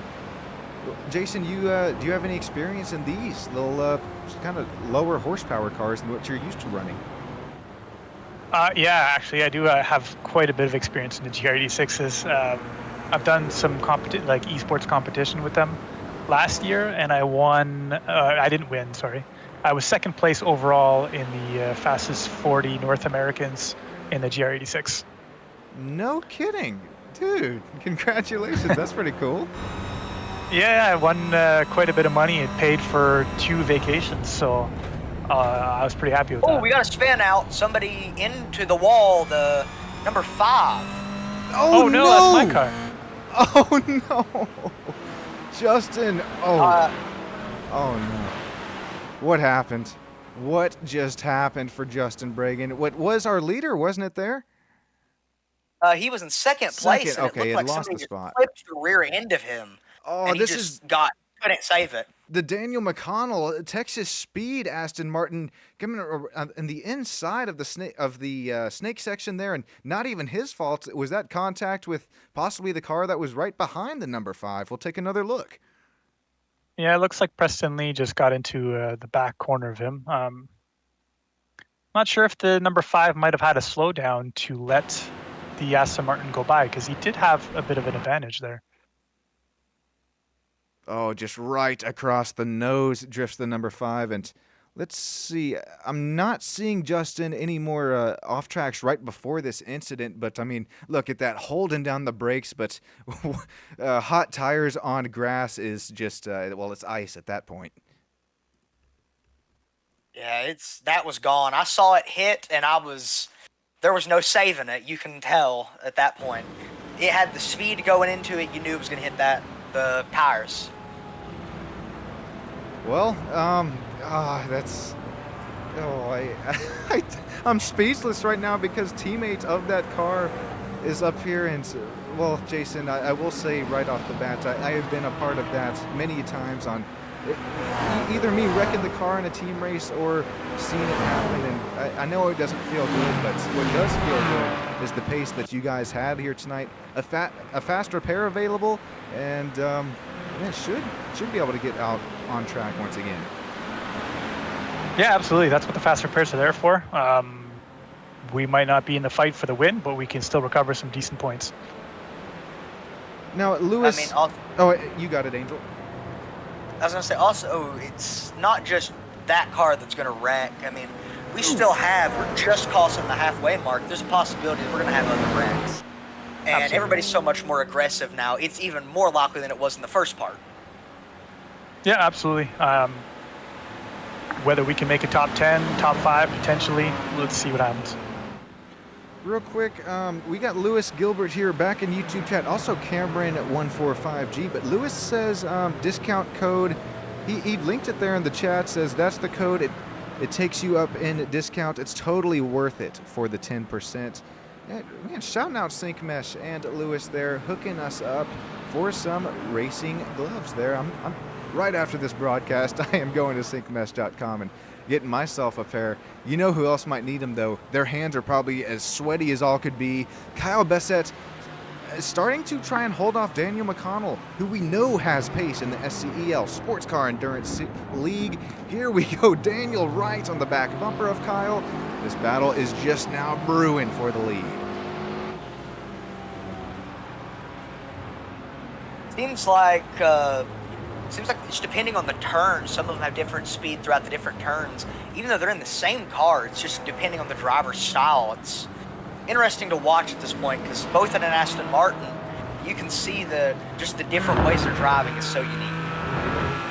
I mean, the different setups too. I know that I guess all of us here are avid iRacing racers, and do you possibly set up your car a little bit more down close or take it away for those straightaways, but end up kind of losing out a little bit of slower corner speed? It's so interesting to see all of these cars. And matter of fact, Daniel McConnell passing a GR86 there around the outside. He inches ever so closer to that overall race lead. So all these setups are actually fixed. It's the iRacing fixed setups. Oh, that's so there's no change in anything there. It's just a matter of you can play with your brake bias and practice. Because I try to set up a league that you're not going to have to do 20, 30 hours of practice to try to win something, to try to do a setup. Thank you for that. My gosh, finally. Everybody has a life, so it's one of these go up and drive kind of leagues to have fun.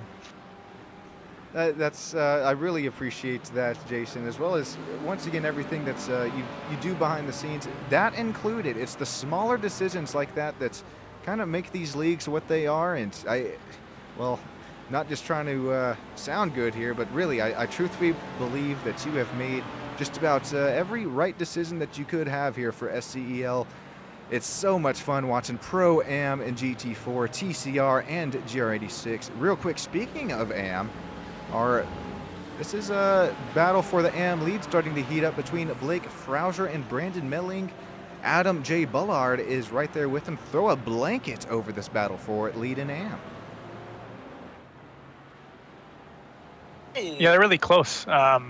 Braden is quite a quick driver as well, so I fully expect him to try to get back on the back of Blake. And he wouldn't be afraid to go for a pass either, so it should be getting pretty interesting.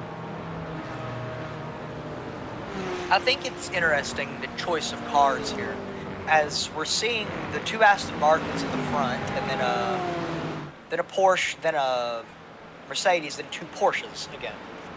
Seems to me like the Porsches are doing really well, but so are the Aston Martins. And I don't know, I'm not a sports car driver myself. I tend to stick to ovals mostly. This is one of my first times getting involved in it. Have you experimented with the Aston Martin to the Porsche? Yeah, I've driven pretty much every car just to try to set the right fuel levels. At a track like this, the Aston Martin, the BMW, and the Mercedes I find have a smaller advantage. And then the McLaren is probably the worst of the GT4s on this track. It's just really stiff and it understeers quite a bit. And then the Porsche, it definitely understeers, so you got to be a little bit careful with it. So I would say that the Aston Martin and the BMW are probably the quickest car around this particular track tonight. Definitely something good to watch out for, because it's not just going to be the drivers, it's going to be the individual aero of their car too. And that's also going to determine how they're going to drive and how it's going to affect them later in the race as their tires wear down and everything. Yeah. We're seeing another car join unsafe entirely differently. Which car was that? Car went off track. I think it was the number 6 car. Just went off track and joined back in. It was a little bit ago. I just couldn't see the thing. We got a good fight going on with P8 and P9 in TCR. Roger Shank, there are half a second between them. 2 Audis fighting for the lead. The lead Audis. I always seem to forget that the Audis also run in TCR. It's, I mean, I just picture Hyundai's there, but really nice run as Francois Shrink still leading it overall. But like you mentioned there, Jason, I'm still trying to find it here. Aaron Kushner and Mark Darnell. This is one TCR who's going side by side, but there's that other one, Adrian and Roger Shank, who is the battle that you're referring to there. AlienAwards.net on that profile picture for Roger Shank. Hit those guys up if you want any sort of iRacing trophies, or I believe they have medals as well. It's so much fun, and hopefully you got an AlienAwards.net trophy to hand out at the end of SCEL season, Jason. I know the first few broadcasts were really not what either of us were looking for, but so far, smooth sailing tonight. And once again, I can't thank you enough for having me, SSN, and Angel here, bringing you live coverage here tonight. Oh yeah, we're glad to have you guys. Definitely improvement every single time, so that's nice to see. Sorry to cut you all off, but it seems like there's about a quarter of a second of a gap between the leaders for GT4. Man, that's Daniel McConnell, and how many times? I mean, he slowly works his way back up. This is after starting, I think, P4. Yes, worked his way back up to P2. Now right on the back bumper of our leader of the race, Kyle Bassett there, the Aston Martin. Both drivers in Aston Martins as they approach even more lap traffic. Jason, the speed differentials in these three different classes, walk us through trying to cut through some slower traffic here tonight. What Kyle did was perfect. He just waited his time and picked the opportunity when the track opened up. It's really hard to make a pass in the S's where they are currently, so you definitely need to make it before you get there. And then through all the tighter sections, you really need to make yourself known what you are going to do. So you got to try to be predictable. Put your car in a position early, and that way they know what to expect. Okay, so be predictable. It sounds easy, but if we cut back to this onboard cam here, Daniel McConnell, okay, be predictable is easy for your own class, especially when you're the fastest class, but say GR86, and honestly, this is something I struggle with when I race IMSA fixed as the slower class car. Correct me if I'm wrong here, Jason, but the faster class drivers are just expecting you to hold your line, and sometimes I get it in my own mind and try and open up the entrance for them, and maybe the faster class car just not expecting that move, and whether it's contacts made or just precious time lost between two different drivers. It all comes down to the nitty-gritty here in these longer endurance multi-class races. Yeah, as a slower class, you should always keep the racing line.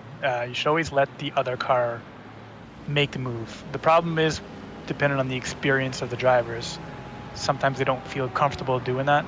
So they try to give you the position, but you're expecting the other car to take the racing line. So you might go to the inside, and he might have just gone to the inside to give you the racing line.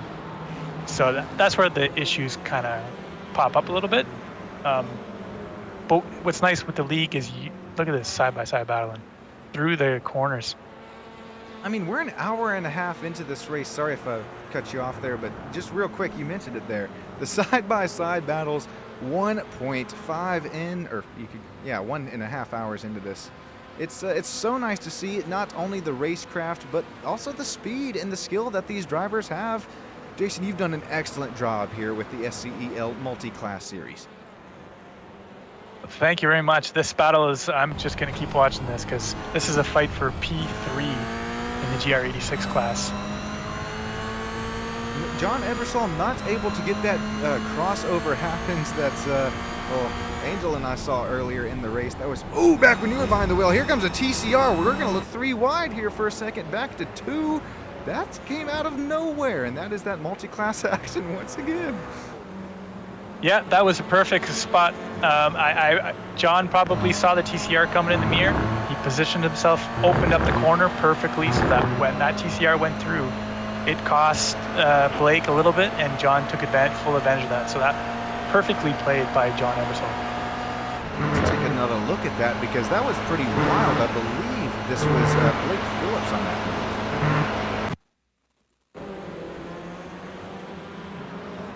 Okay, this is Blake passing John as these drivers are running side by side, and we should see that TCR, well, just a replay at the immaculate sportsmanship between the two, and then there you see that TCR slowly approaching in the distance. Oh man, it's been so much fun to watch. We're finally halfway in this race. Jason, I know Angel referenced it earlier in the race, how has the track temp changed kind of been since the drop of the green flag? I think at the beginning of the race, it was around the 25, 26 degrees, and it's currently 43, 44 degrees Celsius. So it's definitely rising, and we're only 2 o'clock p.m. in sim. So it's just going to keep getting a little bit hotter up until about 3:30ish.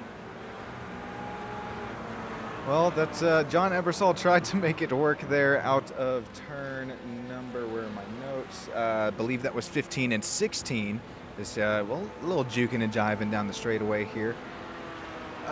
Jason, I don't know if you have the information there for you when you're not in the car, but ooh, what a switchback, and he gets Blake looking in his mirror with that little left, right, left.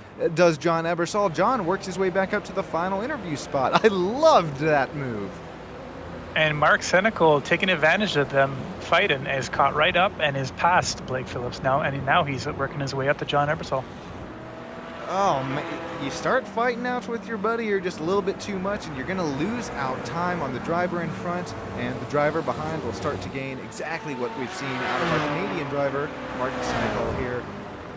Ilya Spike, I'm still not gonna butcher that last name. Ilya here, the driver of the 86, bringing it down pit road. Is this a little early? Yeah, I would think so, but it could be playing into his strategy for he'll probably only have one stop left to go, so he might try to short pit it.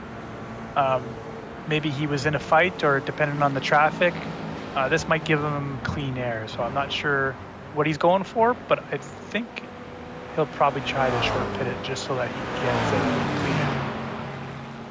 Hearing it here from league owner firsthand, and I also shouted your decisions out earlier on. I didn't fault any of them, and I'm also going to shout out, Jason, you did that work to separate these classes on the fuel runs. I know you gave each class, except for GT4 AM and Pro, different amounts of fuel, so nobody has to deal with a different class pitting under their sort of pit cycle. And kind of walk us through your decision making on that, and what was there a specific kind of reason or possibly something that happened that prompted you to make that decision?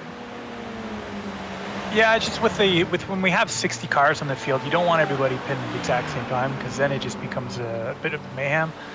It's fine when there's like a safety car conditions, because everybody's kind of going slow anyway. But I didn't really want cars tripping over each other in pit lane under green conditions. So giving them different fuels and different lengths of a stint just allowed them to open up different strategies in between classes, and then also so that they don't trip over each other in the pits itself. Speaking of it there, hey, shout out the old director or producer, whoever that is. Just kidding. This was perfect timing as Steve Kelly now brings his number 91 GT4 down into the pits. Also, we have Roger Shank and Steve Bickford into the pits. Man, I'm liking what I'm seeing. It's a little earlier stops, but I'm also hating it too, because I know that just means we're inching ever so closer to Jason leaving the booth and heading back out on track. Yeah, absolutely. I'm going to jump in for that last stint. I think that incident might have thrown off our timing a little bit, but I'll probably at least get maybe a half an hour of racing in at the end there. Well, that will be definitely enough. This goes for both Angel and yourself, have you participated in any iRacing special events so far this year, whether it's been either oval or on the road course side of things? Look at the speed difference that TCR's flying. Angel, you go ahead. I haven't yet. I do plan to this next one, which is the Indy. Oh, there you go. I'll be rooting you on there, Angel. That's the Indy 500. Yes, I'm trying my hardest to get situated where I can. It's just everything's so busy. Always Yeah. is. Yeah, so far I have not had time to do any of the special events. With running this league, it takes a lot of my time, so I haven't done any, and I probably won't do any this year. I don't think. That's respectively so. I try to put it in perspective for everybody listening and that will watch this broadcast back. I mean, running an iRacing league, as much as you do, oh my goodness, what a move here out of Blake Phillips. But yeah, you just do such a great job there behind the scenes, Jason. And we're still, side by side. Switch back. Yeah, here we go. Liking this. Joe Nagy. Oh, excuse me, Blake Phillips and Mark Senecal. Yeah, these three are stuck nose to tail. When they're fighting like this, it's going to be one car gets the more momentum, and usually the last car gets a bit of an advantage. And you can see Mark was behind both these cars maybe 2 laps ago, and these two cars, Blake and John, were fighting, and Mark took advantage of it, got ahead, and now him and Blake were fighting, and John's still there. So it's going to be nip and tuck with these cars for a few laps to come. Are we going to see possibly even what we see on the oval side of things at the bigger tracks? I think if this battle between the top 3 cars or whoever it is you're racing at the moment, Jason, correct me if I'm wrong here because you know better than the both of us, but could you possibly want to be in that P2 spot, maybe a tenth of a second back on the last lap, or would you rather be the leader and trying to throw some massive blocks down the longer straightaways here at Virginia International? Here at VAR, I'd probably want to be the lead car. It's much easier to defend. Tracks that are coming up like Mosport or Road America, I think I might want to be the car sitting behind and enjoying the view, and then pull that last lap past if we can. Oh, I love it. Man, okay, well, that's all about all the questions I can come up for you here, Jason. Angel, if you have anything for Jason, or I mean, we'd be stick along as long as you want. We're happy to have you, but just don't want to keep you outside of the car or anything like that. Is your teammates, Justin has worked his way back up to P12 here in class. Yeah, I think I'm not sure how the cycle will go. I'm going to have to talk to him afterwards, but I can confirm he did get a slowdown. So he got a slowdown, which he had to let with Texas Speed. So Texas Speed got by, and when Preston caught him, it was at an awkward spot. So that's why Preston ended up into the back of Justin, is because he was trying to service. Okay. Well, thanks for pointing that out because, yeah, I completely missed that on my graphics timing and scoring software.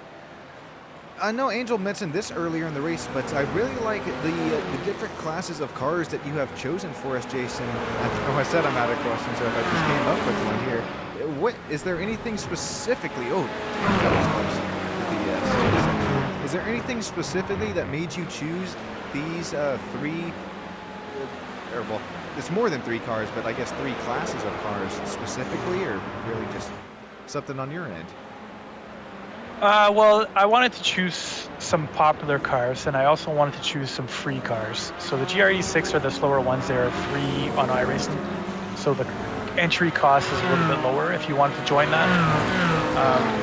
The GT4s are a fairly popular class, but there isn't a whole lot of bigger leagues that aren't for the most competitive guys on iRacing, because there's a few big TCR or GR86 leagues. Sorry, GT4. There's a few big GT4 leagues, but they're really for the top guys in iRacing. So that's why I wanted to open it up to more of the entry level, especially with the AM class that we have, and then we also have the competitive class with the pro class for GT4. And as far as TCR, I chose TCR because the IMPC, it's like a weekend, I think every second weekend, it's an iRacing official series that's GT4 and TCR. And the speed difference between those two cars is really good. So it just made for really good racing. And then when you add in the GR86s that are so much slower, it just adds a little bit of extra spiciness, even though sometimes it goes wrong for the slower class. But overall, we've been doing pretty good with our, the people are quite respectful. There has been a few incidents, but overall it's been pretty good with these 3 classes of cars. Now, okay, well, before I get into that, Daniel McConnell, who was coming with a head of steam, is involved in an incident. So is Kyle Bassett, who is working his way back to take a cycle out on the lead. I'm going to have to... There was one car that avoided that really well. Oh, And I think that was a TCR. That went right around it. That was a mess. Oh, I love having Angel up here in the booth as well as he's got his own graphics and timing scoring loaded up on his PC here tonight. Here we have, that's Matt Best, who hopped up on 2 tires. Here comes Kyler and Daniel there behind him. Oh no, both the drivers just taking each other out. Yeah, Kyle got his car got upset over a curb here, and he started losing it. So that was a mistake by Kyle Bassett. He got, so there you go. Matt Best got caught by the GR86 a little bit, and then a little mistake from Kyle and into the side of Matt. If you watch this, just right on as this the number 11 goes back onto the track, you can see the other car go flying through, like just barely missing him.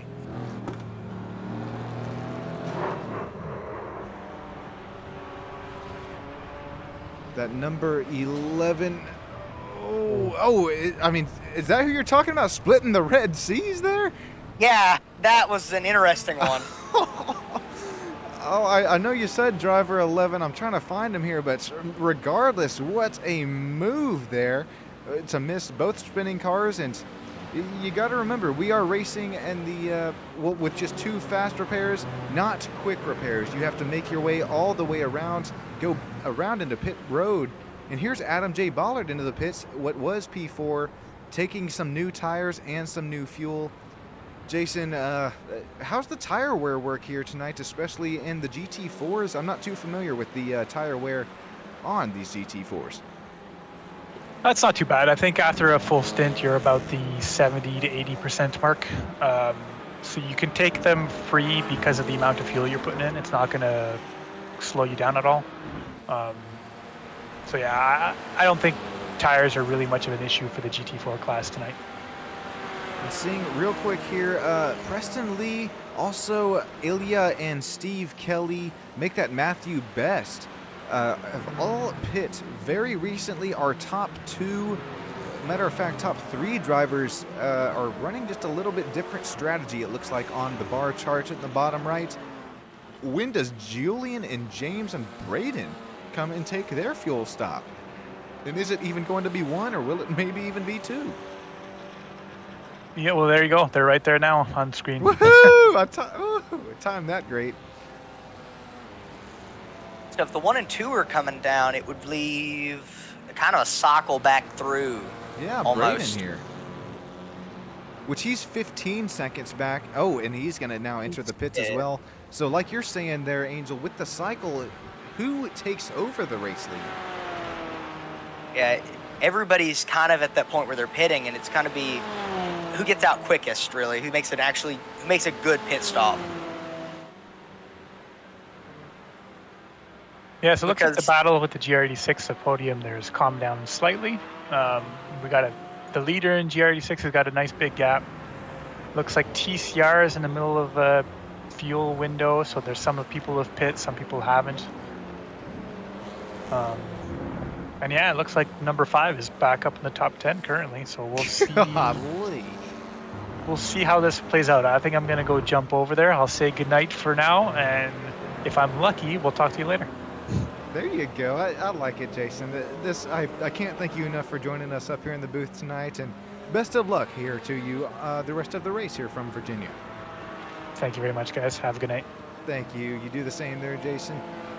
Angel, man, I know that you were kind of hanging out there. You also had some questions for Mr.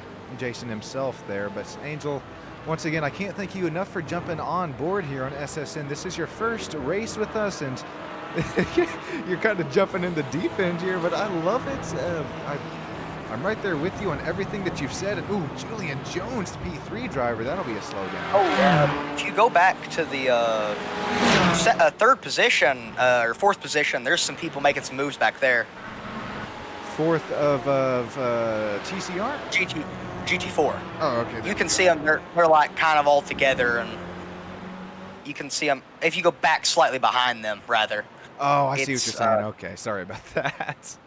Oh, no! And it's a wreck, and that was timed.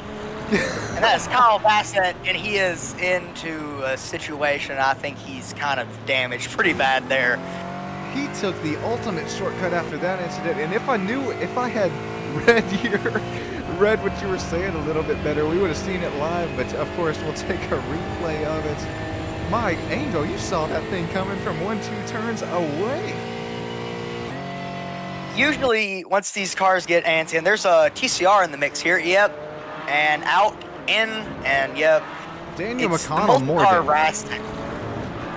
It's the multi-class racing that's getting them there, because it's 2 TCRs and 2 GT4s.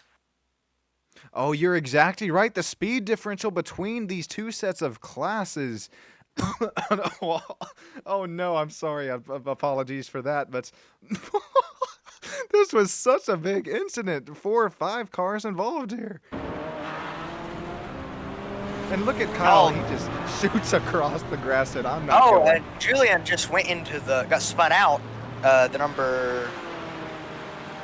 What is you mean live?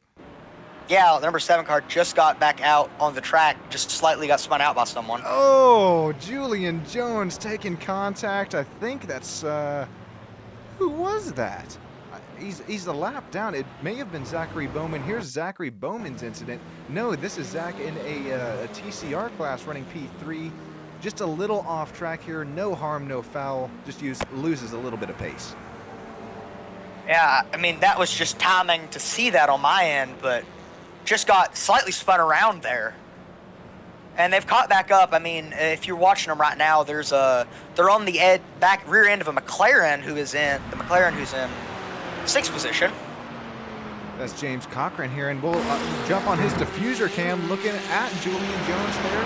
Hey, I will say this, Angel, Julian Jones is back up right where he started, back up to 7th place in that Porsche GT4. They lost almost no pace, it seemed. Like, they got spun out. Of course, they lost a couple positions, but they're right back on it. They gunned it, and they're back on track and back on pace.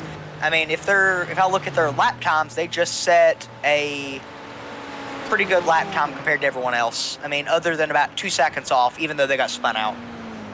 Speaking of great lap time, we're looking at Mike D. Almeida here. Correct me if I'm wrong for the 212.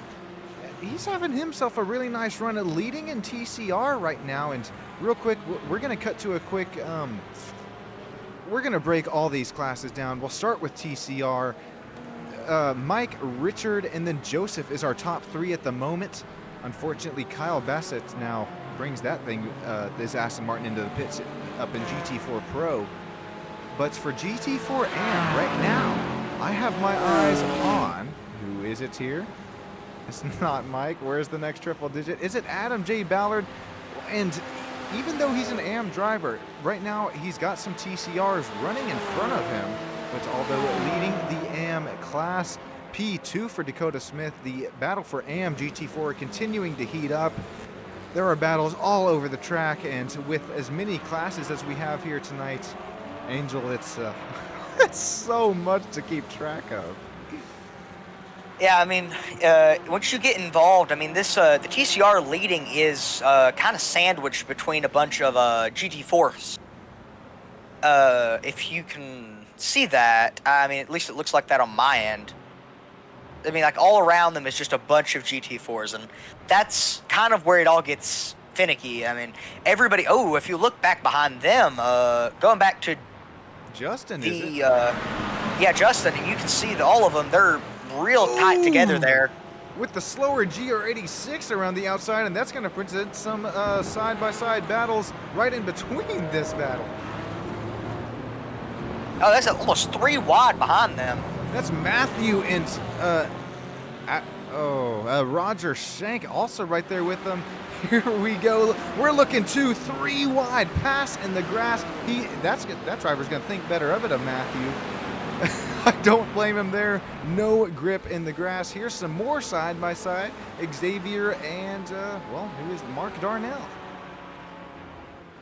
We're seeing some interesting racing. I mean, we're about an hour and 50 minutes in, so everybody's getting to that point of where, again, it's the point of no return at this point. You have to make every move you can. There is no choice to wait. Speaking of no choice to wait, look at Preston Lee out in the lead in his number 6. I did show Kyle Bessett's here making his way into the pits. That was oh, he's coming back in, so Kyle is probably now out of the running. Have we completely changed our run for the lead under this pit stop cycle? Preston Lee, Ilya Speichler, and Steve Kelly, Matt Best, James Cochrane rounding out our top 5. I mean, the way they're running, I have my eye on Ilya, the number 86 car, just by the way they are running. That's just my opinion, at least in the Pro series, the Pro GT4. I mean, looking at last lap times, they're slightly slower, but they look to be having a very, their car looks grounded every time they make a turn. And I'm glad we had Jason here because, a league this big, I really did think, I'm 4 races in here, and I thought we were still running open setups to where you can adjust just about everything that you can. But no, we are on fixed setups here tonight, and these drivers, well, that's just going to present everything coming down to skill. And, the multi-class racing, it's been so exciting. Everyone on their different strategy, everyone with a different weapon, and it's all about who can come out on top when this dust settles. I hope you all have enjoyed this race as much as I have, as we are just under 1 hour to go here. Here's Matt Best right in front of James. This is battle for P4, not quite that driver interview top 3 spot. Well, that's Steve. Steve's fighting his butt off for it. Going to, if you're newer here on Stam Studio Network, after the race, love to ask the top 3 who they'd like to thank, shout outs, and just what happened during the race for them. And, Steve Kelly now loses out on that driver interview spot to Matt Best. That's the Texas Speed car who was involved earlier. Worked his way back up to P3. Looking at, if you go back to where the McLaren is, the number 22 and the number 69 car of Julian Jones, they are still fighting a little bit back there. You can see them, they're coming up on each other in the corners, and there's a GR86 car that's slower there. It's going to make a big difference there. I have a feeling we're going to see something interesting coming up here soon. We will just because, look at them. Battle, yeah, look, that's what, a car length or 2 separating these two, and I don't think any driver is going to check up for one another getting into the last hour, 50 minutes of the race here. Look at Julian Jones continue to close the gap on James.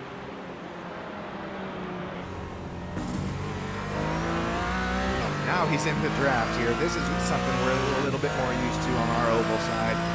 Oh, that's number 22 poking a huge hole into the air, and Julian Jones taking advantage of it, closing up the gap ever so slightly. That gap between them is slightly closing. It's, if we're looking at the number 22, there's about a 0.3 of a second or 0.4 of a second gap between them. And it is still closing. Yeah, taking a look at the lap sectors. Julian Jones, he is sector 3, 4, and 5 faster, just not faster in 2. And we'll take a look at the lap time differential between the two. Here we go. Lap, just updated. Here we go. 52 is faster for Julian Jones, and then slower on lap 53. It is just a game of cat and mouse, back and forth for these two drivers. You better believe this is our closest battle on track at the moment. Even there's that, and then there's what's going on, all within that field of view almost. You have Matt Best up involved a little bit ahead of them, and there's the Steve Kelly with a TCR between them, a couple TCRs between them. That's going to be where the meat of the race is going to be right now. It's going to be what's going to be hitting hard at the moment.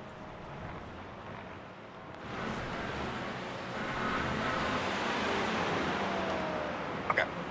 I mean, if we can continue to watch if we look at Julian Jones, and there's a TCR between them, but right in front of them is Steve Kelly with there's 3 TCRs between them and the next car above them. So just going off of them, there's 3 GT4s. Actually, behind them is another GT4, but that's a bit off. But Julian Jones is about 0.2 of a second off of the 22 of James in the McLaren, and it's all because of this lap traffic where the Porsche seems to have a lot more downforce. McLaren, as we were talking to, I think it was the McLaren, they were saying that the league owner was saying might be the worst for this track, just no downforce. I noticed that myself because that was the car I was driving. The McLaren has so little downforce at these tracks. And at least, as we're watching, Julian Jones is about to pass. They're side by side as Julian Jones makes the pass and is into 5th place, 2 positions up from where they started. Now, and I'm gonna look back at some of these other cameras, see if I can talk about anything that's going on. And, well, let's just actually take a second to talk about some of the consistent lap times that are going on right now. The last lap times right now are 154. The last lap time, the fastest, was 154.25, and that was in GT4. And the fastest one for TCR was 158.05, and the fastest GT83 or GT3 or GT86, my bad, I can't speak. GR86 would be about a 3. No, that's not even that. The leader is running really slow in GR86, but the fastest lap time we're running around them is about a 2:10. What I was saying before you got back is Julian made the pass on to the number 22 car. Nice run there out of Julian Jones. He works his way back up to, this is P5 in class, and once again, taking a look at the top speeds here, we're now faster than we were earlier. Preston Lee with a 151, Ilya with a 154, that's your pick, Angel. And then moving down to TCR, just a little bit slower there on the straightaways, 144, and then dramatically slower for the GR86s. Also, you're going to see this update on the top left of your screen. We're looking at top speed. Let's take a look at that iRating differential between these top running drivers in their respective classes. Oh boy, Angel, I'm seeing a lot of blue, lots of A-class drivers, as well as, let's say, a 3,100 iRating for our leader, Preston Lee. Ilya there with 2,200, and Matt Best there with 3,300 in our leading class, but he's shown with a green safety card or color there, which means B class, not just up and made it to the A class of safety ratings just yet. I'm really liking the way these Porsches are running right now. They just seem very stable. I don't know why they do, but it's either that or the drivers are really good with running the Porsches, but they are very stable in the corners. What? You're telling me iRacing got BOP wrong? No, never. No, I'm just kidding. For those of you newer in multi-class racing, BOP, balance of power, and Angel, you referenced this when we had the league owner with us. This is nothing on his end, but right now it's looking like the Porsches are the most kind of dominant car in these current track conditions. iRacing does everything they can to get that balance of power between classes, especially in multi-class, even simulating, once again, everything that they have to offer here when it comes to, well, off tracks, sound, even, get this, Angel, if you didn't know, which I'm sure you did, it's a good selling point of iRacing, laser scanned circuits, every centimeter coming down to, well, what is there in real life? Oh, it's so much fun to finally watch these drivers. Maybe you have possibly never been behind the wheel of a real-life racing car. They get to show us their racecraft and experience here tonight on Stam Studio Network, where my name is Sean Stam. I've got Angel up here with me in the booth. I appreciate you joining me in because, well, everybody on there on the YouTube side of things is what makes this possible. This has been fun, and, well, the battling is continuing to commence. Angel, we've got 40 minutes to go left in this puppy. Yeah, I mean, this is where it's like how in the last 25, 30 laps of an oval race, Exactly. you have to kind of kick it in gear. Well, it's so different because you can't make your lap speed. Your cars are so much more spread out. You have to kick it in gear much sooner. And I think we're going to be seeing them kind of have to try to kick it in gear soon, because if they don't, they're not going to have much of a chance. I mean, I think we've seen this last time by, Preston Lee set the fastest time right now, I think, with a 144.13. Goodness gracious. Okay, Blake Phillips, he just locked up on a GR86, which is already a pretty rare sight, but call there, Angel, and let's compare not the lap times, but these pit stops.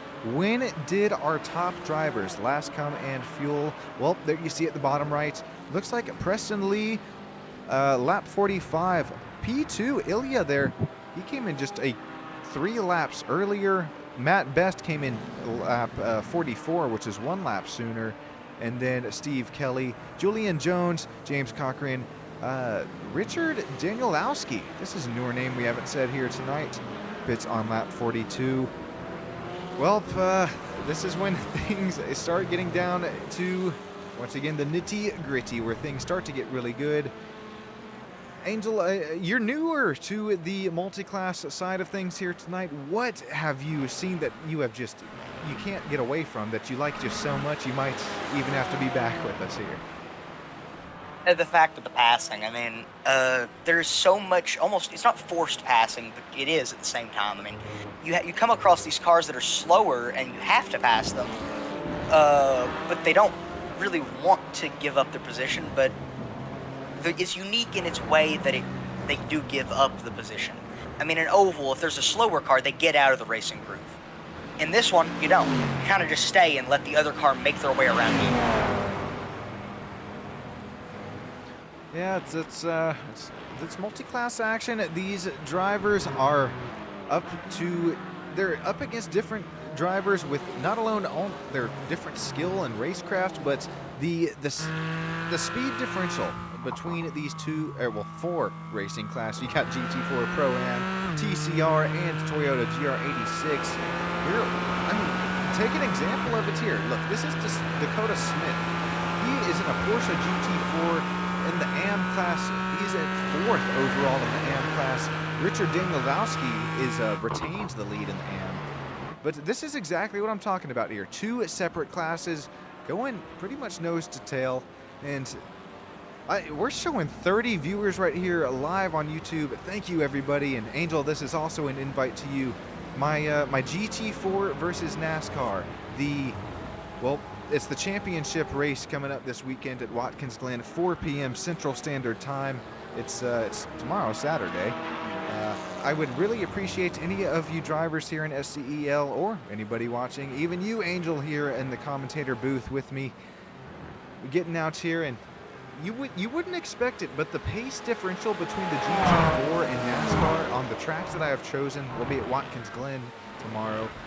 It's non-existent, so you can bang the side panels, you can tear the doors off these GT4s, and well, you don't have to worry about tearing your mirrors off in a NASCAR class A, B, and C. So next gen Xfinity and truck also got Gen 6 in there versus all cars in GT4. Be there or be square, 4 p.m. Central Standard Time. I will at you in the Discord. Yeah, that would mean a lot. There's definitely a lot. I mean, Watkins Glen and this track are so different. I mean, just looking at this track, but for all the people watching, for all the people watching, if you've ever watched a NASCAR race at Watkins Glen, they'll fly. If Dude, you watch those the GT4 straightaways? races there, they'll fly too. It's definitely worth watching. It's worth watching or being there. I'm serious, Angel. If you don't have anything to do, would love to have you out there going side by side with us. But right now we're looking at a battle for P5 in GT4. This GT4 Pro. And then how about Richard Danielowski? I just mentioned earlier on, we have not mentioned this break fast driver of the 127. We mentioned him one time now. Make that twice. He's leading AM, and he's got Richard 10 seconds behind. As long as no just silly mistakes happen for the 127, we're going to get to talk to him over there in victory lane, as well as Richard and Adam. Top 3 drivers in every single class. Oh, the passing here, we have battles all over the track, no matter where you look, Angel, and that's something that you may not get that too often there in the oval side of things. I mean, battles people are so close on an oval track, but in here the battles are so far and few between, but there's so many cars that they are so common. And the ways that the battles happen are so unique compared to oval tracks. You can't imagine seeing this type of battle at an oval track because, Golly. Sorry, you got it. No, I saw that too. I thought that was going somewhere really bad. I feel like you don't see this in oval because of the way these races are structured. Well, yeah, that's true. I mean, the track type too. I know we're at Texas Motor Speedway this weekend. Hey, if you're over there in Fort Worth, Dallas area, I will be there up Sunday with a few buddies.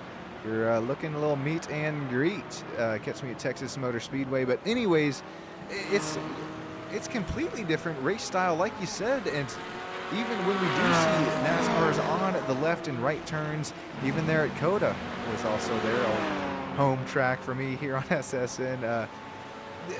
It's so much fun watching just even the different racing lines, the braking zones that these different cars have to accommodate themselves with, whether it's GT4, TCR, GR86, or in my own, once again, NASCAR versus GT4 league.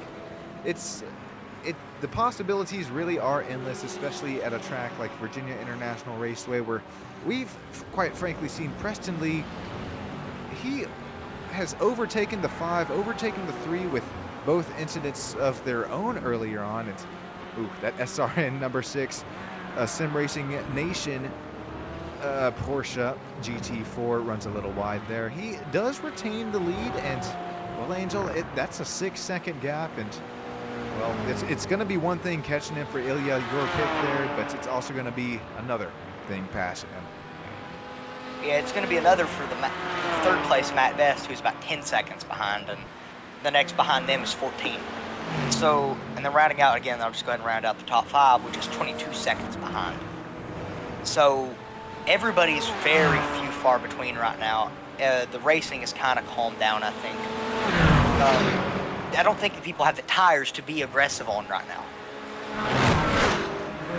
That's a good point. I mean, the track temp is steadily continuing to rise. I know we heard earlier on the broadcast, Jason, not saying too much there about tire wear, but you get 2 hours on a race on one tire set if you haven't taken one earlier, just to possibly save just a little bit of time into the pits. And I think you're probably paying the price at this point. But it looks like all of our front runners taking those 4 tire pit stops, as well if not a driver change, also filling up their fuel tanks with, it's not Sunoco fuel, is it, this weekend? We're probably running, what is it? I know it's something there on the road course racing side. Whatever fuel it is, maybe just the green stuff there.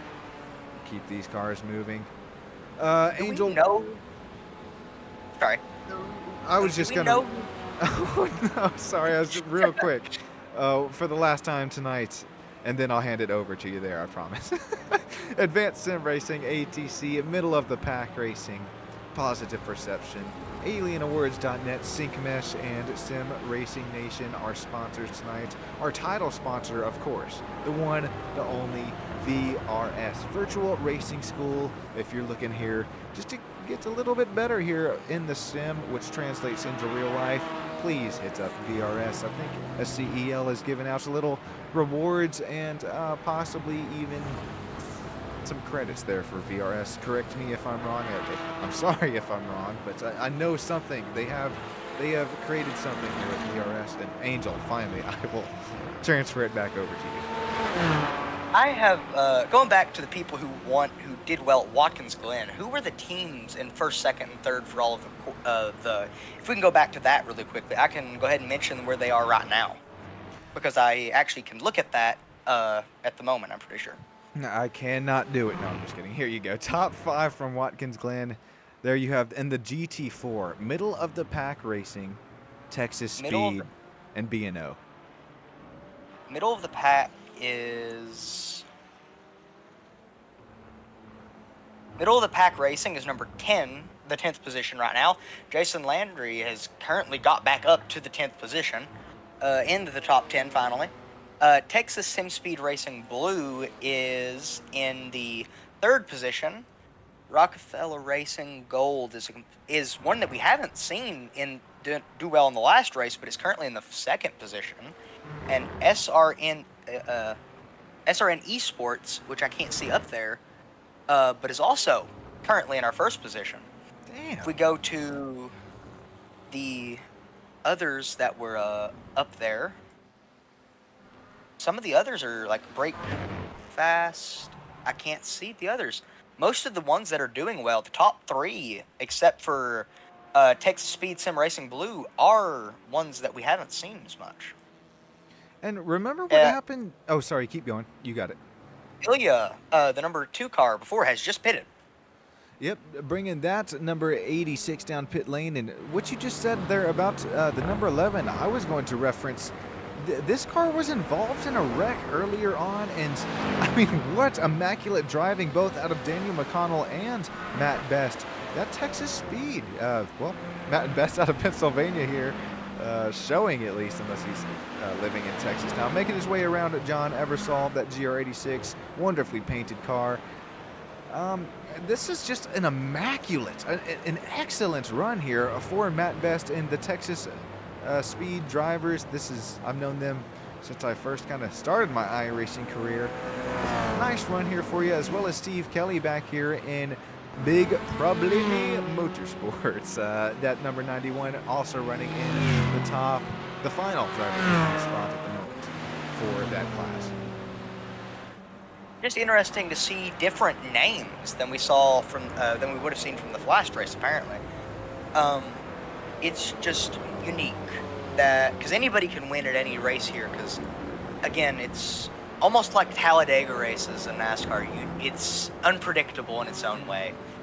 With the multi-class racing system, especially, you never know who's going to cause a wreck, who's going to do what, and it's just kind of a roller coaster. Hang on, and we'll hope you make it to the end. I know we talked in pre-race there. You were wanting to incorporate the old roller coaster, other than the opening. Yes, finally, 2 hours 13. No, I was trying to come up with one too, other than just the old turn name there. But with the elevation changes, you very well could consider this track all out here at Virginia roller coaster, even in the slower class GR86s, as we'll cut to a battle between Blake Phillips and Joe Nagy here. This is for P2 in class. Also, the GR86s are battling. Again, it's one of those classes you don't see as much out of, and then towards the end of the race, every class in their own just starts to battle differently.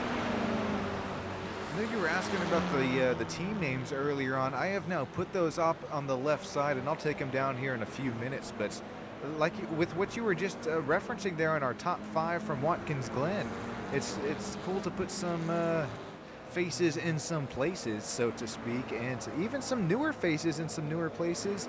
Even P5 there for that smooth operators there for the driver. It's 22. James having himself a really nice run here tonight. It seems like, again, the Porsches are doing really well. I mean, we have the first class for the... Still, Porsches are doing well. I mean, it's not like they haven't done well the whole time. The Porsche is doing well in the GT4 Pro, as in the first is in the first place position. It's also in the first place position for the GT4 AM.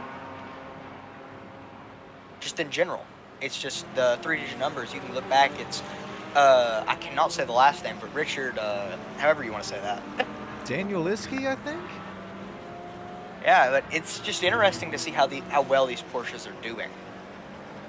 Like Jason mentioned earlier on in the race, if you're just now joining us, league owner joined us in the booth about halfway through, or more than halfway through. Oh, here comes Richard, the class leader in GT4 Pro, or excuse me, GT4 AM. He's gonna have Joseph. Joseph is how far behind? Oh my gosh. Okay, Richard may have to move himself into the pro category because this is a 20-second gap on our next AM driver of Joseph Blamel, who doesn't look like he's coming down the pits this time. Nope, heading it back here into turn 1. Yeah, I mean, that's a crazy gap. He was over a couple of the pro drivers, too. Just doing really well, right on the edge of passing some of the other pro drivers. And we're seeing some other people make some pit stops right now. I mean, we saw Ilya do one earlier, and we're going to see if I'm wondering if we're going to see some other drivers do it now. First place car is still way ahead of the others. I mean, 11-second gap to second, 25-second gap to third, 27-second gap to fourth, and 53-second gap to fifth. Danny Bro Connor, what? You got to hang out with Austin Cindric as you were setting up a sign at Walmart earlier today. Dude, Austin Cindric, I've been following him since he was in the Xfinity series. I know his dad, Tim Cindric, was working at Penske for a little bit. Not sure if he still is, but dude, Danny, that's pretty cool, man. I hope you got some pictures there as Austin Cindric winning last weekend. Honestly, could be a dark horse pick here this weekend at Texas Motor Speedway, but let me hear, for those of you guys in the oval racing, little flash there for Preston Lee. Let me hear your race picks to win this Sunday, and even yours there, Angel. Who do you have to win? Personally, I feel like Ryan Preece is going to win one soon. He's always been close recently. What? No, I agree. I just have a feeling he's doing well. I just have a feeling. He's been doing really, really well recently.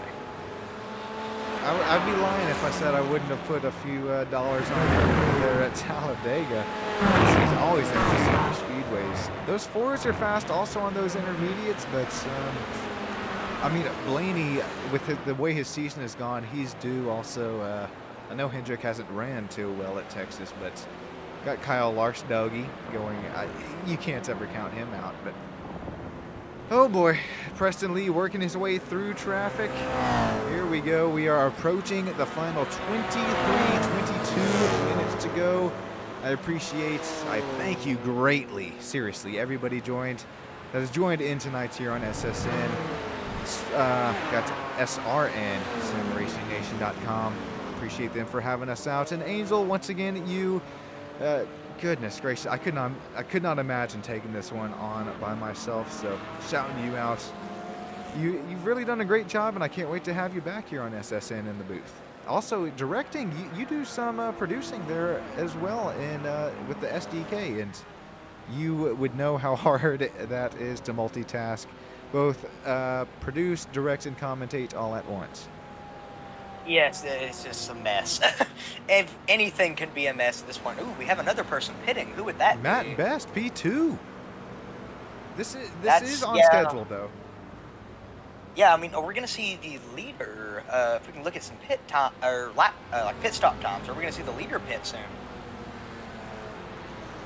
Excuse me. So Matt Best, he obviously P2 is now dropping spots. The graphic will update as he approaches the start-finish line. So it looks like Kelly there. Steve Kelly in P6 is our newest driver to pit, as well as the driver right there in front of him, Ilya Speckler. Please correct me if I'm wrong. I know I'm butchering it, but yeah, this will be interesting to see when Preston Lee comes in. Is probably has to come in a lap or two earlier than Julian Jones. They're right there behind him. Yeah, we're gonna have to see. I mean, I was thinking that Ilya was my bet for who was gonna do well. I mean, if these pit stops go well, wondering how that all is gonna line out for Ilya. I mean, well, only 3.5, call it 3 seconds back. Just there from Matt Best, who we were just talking about, and then well, it's a 20-second gap up there to James Cochrane in the P22, our final driver interview spot. Yeah, I mean, but they should be pitting at some point. Definitely so. Yeah. It'll be a whole shuffle in the field. Depending on how smooth they are able to get on and off pit road, how much fuel they have to take, and here we go. Preston Lee, good call there, Aaron, our leader into the pits. But look at this, he's got a 25-second gap. Probably has what it takes on there, Julian Jones. The real battle here is between P2 and P3, between Julian and James Cochrane. I mean, we got them, and then we got about 20 seconds back for then the rest of the field. I mean, it's not a chance what's going to happen there. I'm thinking that after this all happens, this whole gap, you can see it closing. Now, take a look at this. I thought Preston Lee would definitely be just a fuel stop. He ends up taking 4 tires for just 20 minutes to go left in the race. If Preston does lose, I honestly think this is because they didn't uncheck their tires. Julian Jones is going to pass him for the moment. James is right there with him in the 22, bringing that double deuce to P2.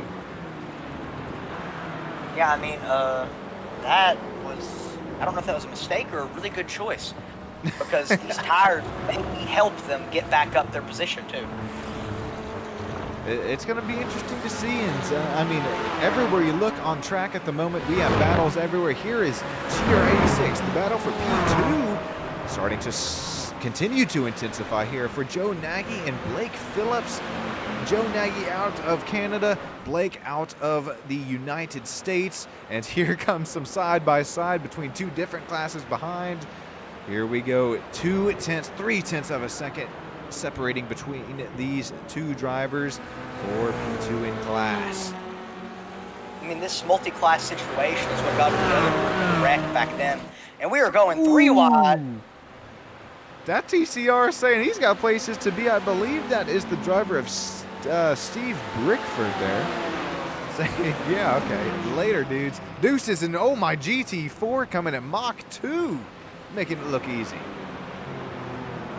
I mean, there's so much that when you're involved in all 3 classes jumbled in a group that you just don't know which is what. I mean, you know the cars are going to do it, but you can't anticipate how they're going to move because the other car's right beside them. I mean, that's what's going to cause these accidents at this point. As we see one of the cars go off the track. Joe Nagy, after his great run here tonight, runs a little bit wide. Able to get it back moving and grooving, and we're going to stick on here. I mean, I think that was Joe Nagy there, and Joseph Blamel also having an incident, but Joe Nagy right now has a mirror full of Blake Phillips. This is battle for the, Blake is trying to move up to P2, but Mark Sinekel there is 30 seconds back from this battle. So I think if you're Blake and Joe, you can start to throw those elbows out. You can, just start to lose the time because that's going to be a hard gap to make up. Speaking of gap to make up here, Julian Jones he's retained the lead off Preston Lee after his pit stop. James Cochrane, the 22, is still staying out, and now would be a great time to look at those pit strategy laps. P3 through 5 looking like they've pit. Drivers 1 through 2 still needing to come take gas at some point. One thing I was going to mention is the car that I'm thinking has the fastest lap times at the moment would be in those positions would be like the top five would be Ilya, setting some of the faster speeds, and Steve Kelly behind them is setting the fastest in the top like area of GT4. So at the last lap by at least. It's just amazing to see that these drivers still have a little something left in the tank, both mentally and physically. I mean, Julian Jones will retain the lead for the moment. James also right there, P2. Preston should cycle out to the lead, and here comes James into the pits now, but oh man, we don't have the driver cams here tonight. We normally do, but the mental and physical fatigue, I'm sure, is setting in at this point in, especially if you have been the only driver in the car, which I know plenty of these teams opting for as SCEL. Not, you don't have to run a driver share, but you do have to run to the 2-hour mark to end up getting your points and your finishing results here, otherwise resulting in a DQ. It looks like that rule has ended up working, because right now no drivers have quit fully out of the race. It seems like we do have one, I think. No. Oh, boo. Boo. No, but I don't know. He's other than the pits. I can't tell. If you're talking about Kyle Bassett here, let's see. I would hope he's still in it after leading laps earlier on. Sure, he's 35th. That's 13th right now in that Beaver Moose. Come on, go, go, go. Is there even a driver in this car? Nope. Okay, no drivers behind the wheel. Angel, +1 there on you. You are right once again. I think that he's the only one. The others are still in the field. Oh my I think he took some serious damage though when he got involved in quite a bit too. Yeah, I cannot forget that. That was what, 1 or 2, maybe even 3 incidents called up there for Mr. Bassett. Not the night he was looking for after the pace he had. He got unlucky with all of that, and it was not a good time. And the first place for TCR is pitting right now. Yeah, and he's, oh my, I just heard the biggest clap of thunder in the background. If the broadcast for some reason goes dark here, huge and major storms moving through South Texas, but you know who else is moving through, not South Texas, through the field? It will be Francois Shrink. Pitted from the lead in that TCR class. Good call there. And we got Cody Gustwick here in YouTube chat. Goodness gracious. Are people single driving this? Also saying I love the selection of cars. Yes, Cody mentioned it there just a little earlier on. Unlike the iRacing official multi-class series and multi-driver series where you have to run a driver share, if your teammate is a little bit faster than you, you can totally opt to keep his butt in throughout this whole race. And here is a great battle for P2 and GR86. This is Joe Nagy having a mirror full of Blake Phillips.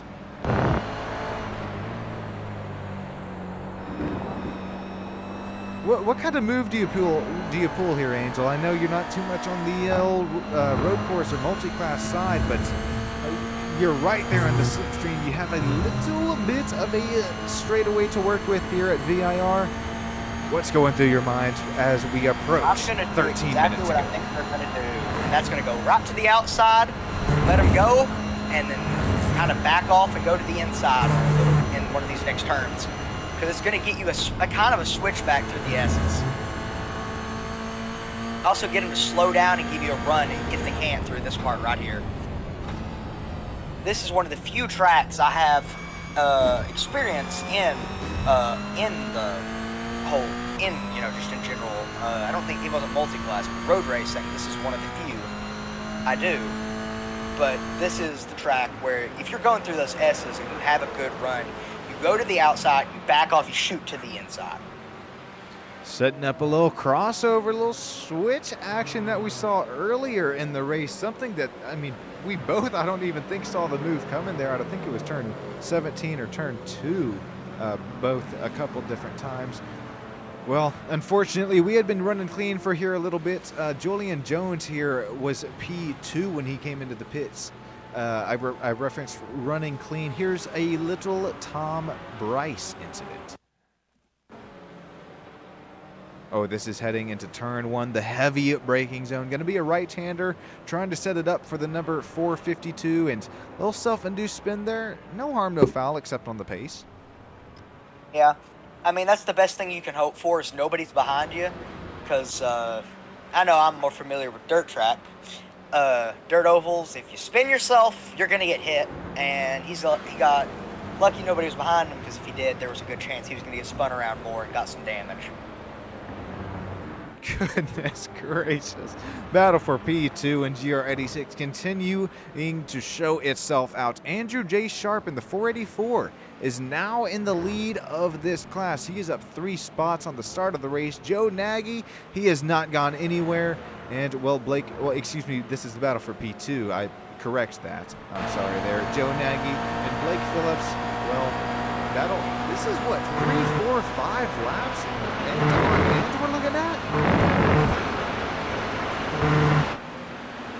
I mean, this is a GR86, right? Yes, sir. I mean, there has been a lot of battles here. It's hard to keep track of. GR86 has been one of the most aggressive groups, so.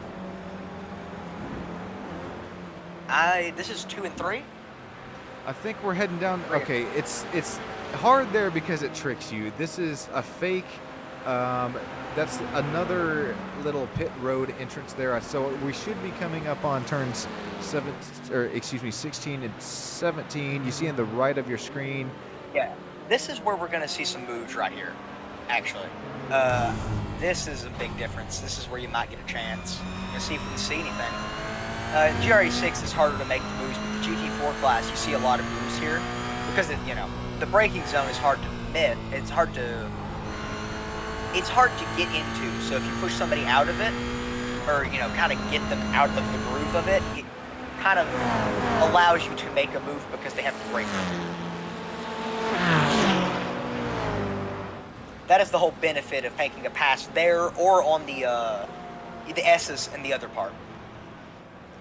Well, we got a battle here brewing on track here heading into turn 1, but it's not really, it's for overall position, don't get me wrong, but Richard Danielowski is in that number 127, the triple digits car of the GT4 class, meaning they're in the AM 1 to 2 digits, meaning they're in the Pro in the GT4 class. And man, this is, I think I even said it earlier on the racer, Angel, the pace that we've seen out of Richard, we may have to see him in the Pro category next season or maybe even next race, however they score that. But just what immaculate pace here. The best lap, a 154.3. The best lap for our leader, Preston Lee, a 154.13. Yeah, I mean, he's consistently running. I mean, looking at the second place for the GT4 AM, he's about 0.3 or 0.3 of a second faster, with their speed being a 154.62. So it's consistently that was their fastest lap time as well. Current lap times, he's running about a 0.4 of a second faster. So everything is kind of, paces hold differently for him. He's running really well for just running the GT4 AM class. Here we have a really nice side-by-side battle for our P3 spot. Really, it's P2. Here's Joe Nagy. This battle has not left us for 2, 3, 4, 5 laps now. Only a couple minutes to go left in the race. Man, this time flies when you're having fun, something like that. I know these drivers are probably sweating their butts off here, but we're having a blast up here in the booth on Sam Studio Network. Advanced Sim Racing, Alien Awards, ATC, middle of the pack, Positive Perception, SRN, Sync Mesh. Here we go, 3 wide heading into the right-hander of turn 1. TCR, brake fast, is able to barely get the pass done here on Joe Nagy, still battling for P2 and GR86. I mean, this whole race has been pace after pace after pace change. And I think finally the drivers are finding their groove. And coming up on now 6 minutes left on the clock, we have everybody has to change their pace because you're going to want to get in front of that driver in front of you with only 6 minutes left. That's about 3 laps for the GT4 class running, and about almost 3 laps for the GR86, our slowest class. I said it how many times earlier in the race. We are getting down to what finally is the actual nitty-gritty here. Joe Nagy, as we take a look at the static cams, you can take a look at the different racing lines here. I think Joe is playing just a little bit more defense than we see out of Blake Phillips. The battles are continuing on. Looking at John Lawson here holding off Francois. Oh, you hate that for the number 280 of Francois, but he's still looking to gain that spot back. The final driver, this is P2, so Francois is right now in the final driver interview spots. And, well, just fighting for points that mean ever so much as we start to continue to inch down closer to the end of the regular season. Oh boy, coming down to just a few car lengths between these two drivers here, Angel. Yeah, about 5 minutes left, and it's all that matters now is it doesn't matter where you started, where you were halfway through the race, where you were 3/4. All that matters is where you were when that checkered flag flies in the air. Two battles between two different classes. This is TCR, John Lawson leading Francois, and here we have really quick Blake Phillips, little contact, little net code even between driver of P2, Joe Nagy. Joe works his way up to P2 and GR86. We'll cut back to the battle we were just looking at between TCR. I mean, TCR is getting racy again, aren't they? They weren't for a little bit, now they're back at it. They kind of back on and off with their competition there. I mean, the whole difference is, though, you're only looking at 2 and 3. Look at the number 1 spot. That's about 12 seconds ahead. That is crazy to me. And then looking at Preston Lee, who is back in our first position with Matt Best and Ilyas, I can't say the last name, in the top 3 for our 4 class. And then we got the first place car for Richard, can't say the last name, for the GT4 AM class. He's running first, and then second, GT4 AM would be Joseph Blomel, and then Adam J. Ballard is third place for our GT4 AM class. And then Andrew J. Sharp, Blake Phillips, and Joe Nagy would be our top 3 for the GR86 class. That's running out with 3 minutes left on the clock now. Preston Lee continuing to put on some impressive pace in this number 6 Porsche. You mentioned it so many times here tonight, Angel. You've been on the key, on the spot. Also with the Porsche calls, I mean, this car just seems like the one that you want to be in here tonight. It's, well, looking like a 10-second gap here in front of Matt Best. I don't want to give the old Sean and Tater curse on the SRN Sim Racing Nation number 6 Porsche GT4, but I mean, it's just going to be hard to catch. Preston just has to turn some laps at this point. Well, here we have a little visual of it. The Texas Speed, driver 11, Aston Martin, Matt Best, now 10.8 seconds back. Yeah, I mean, there's about a 10-second gap between the first and second cars in GT4, about a 12-second gap between the first and second cars in TCR, and about a 9-second, almost 10-second gap in the GR86 between first and second. But second and third in GR86, how many times have we cut from it and, I mean, cut away because the sportsmanship, the racecraft of these drivers, quite frankly, as the producer here behind the scenes, I know that this battle will be right back here with us. We are coming to just 2 minutes to go, possibly even approaching when that white flag will fly. Here we go through the snake section. Blake Phillips still is right on the back bumper of Joe Nagy for that P2 spot in GR86. Yeah, I mean, this race has been going on, this battle has been going on. These two cars have been battling for almost 5-6 laps now, maybe 7. And that's a lot of laps considering we've only ran a 77.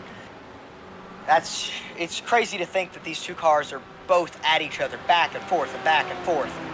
And we're watching as the one of the cars, the third place car, goes up to the bumper. The second place cars, they're about to go side by side, I think.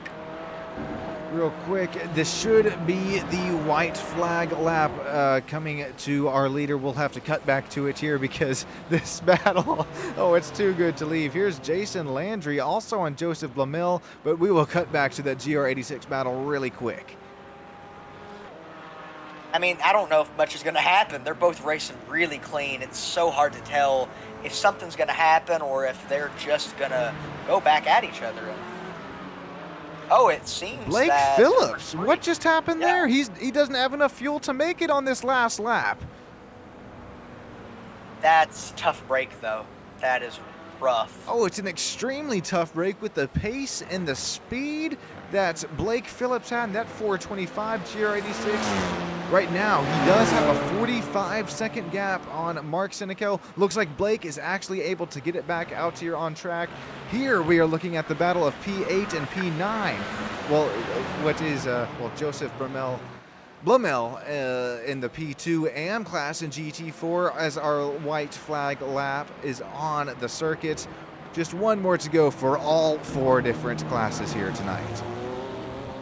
Yeah, I mean, this is going to be it. I mean, I have had my eye on Ilya most of this race. And just the way they've been driving, and they seem to be finishing. Seem like they might finish strong. No kidding. Our leader, Preston Lee, will bring it across the line, take the checkered flag. But here we go, banging some, not even banging fenders just yet, keeping things clean into turn 16, 17. Oh, the roller coaster section. Looks like Jason Landry takes P8 away from Joseph Lamel overall. That's going to, it is now in the books. Write that in the iRacing textbooks. Preston Lee takes the SCEL win here from Virginia International Raceway. Matt Best, P2, Ilya Speckler, P3, Julian Jones, Steve Kelly, Richard Danielzowski will win in GT4 Pro AM. Jason Landry, you saw the battle there. It was an immaculate one, Jason, ending up P8. Here we go for the battle for TC4. Mike has quite a gap over Francois and John as both those drivers are now off the track. Mike, Francois, John looks like 1, 2, 3. Aaron Kushner, P12 there in class, it looks like. Correct me if I'm wrong. I'm running out of breath here. Andrew J. Sharp will win GR86. We'll have to take a look and see how that happened as we were focused on other battles. Joe Nagy, which is that battle we were focused on, takes home P2. Blake Phillips, P3 there in GR86. We're going to get some driver interviews here soon.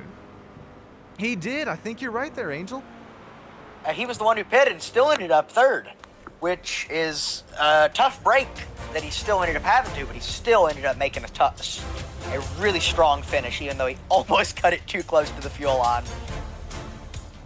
Oh my goodness gracious. Okay, driver interviews are coming up, but right now, SRN in Sports, congratulations, Preston Lee, on your win. Matt Best, Daniel McConnell bringing it home P2, Texas Speed, Sim Racing Blue, Rockefeller Racing Gold will bring it home P3 with Alias Spikeler is the best I can get there. Julian Jones, Steve Kelly, Richard Danielzowski will bring our race winner there in AM class GT4. Okay, you see the top 10 on your screen right here. We're going to take a quick ad break, thank the sponsors, and we'll be right back here with you for driver interviews here on SSN.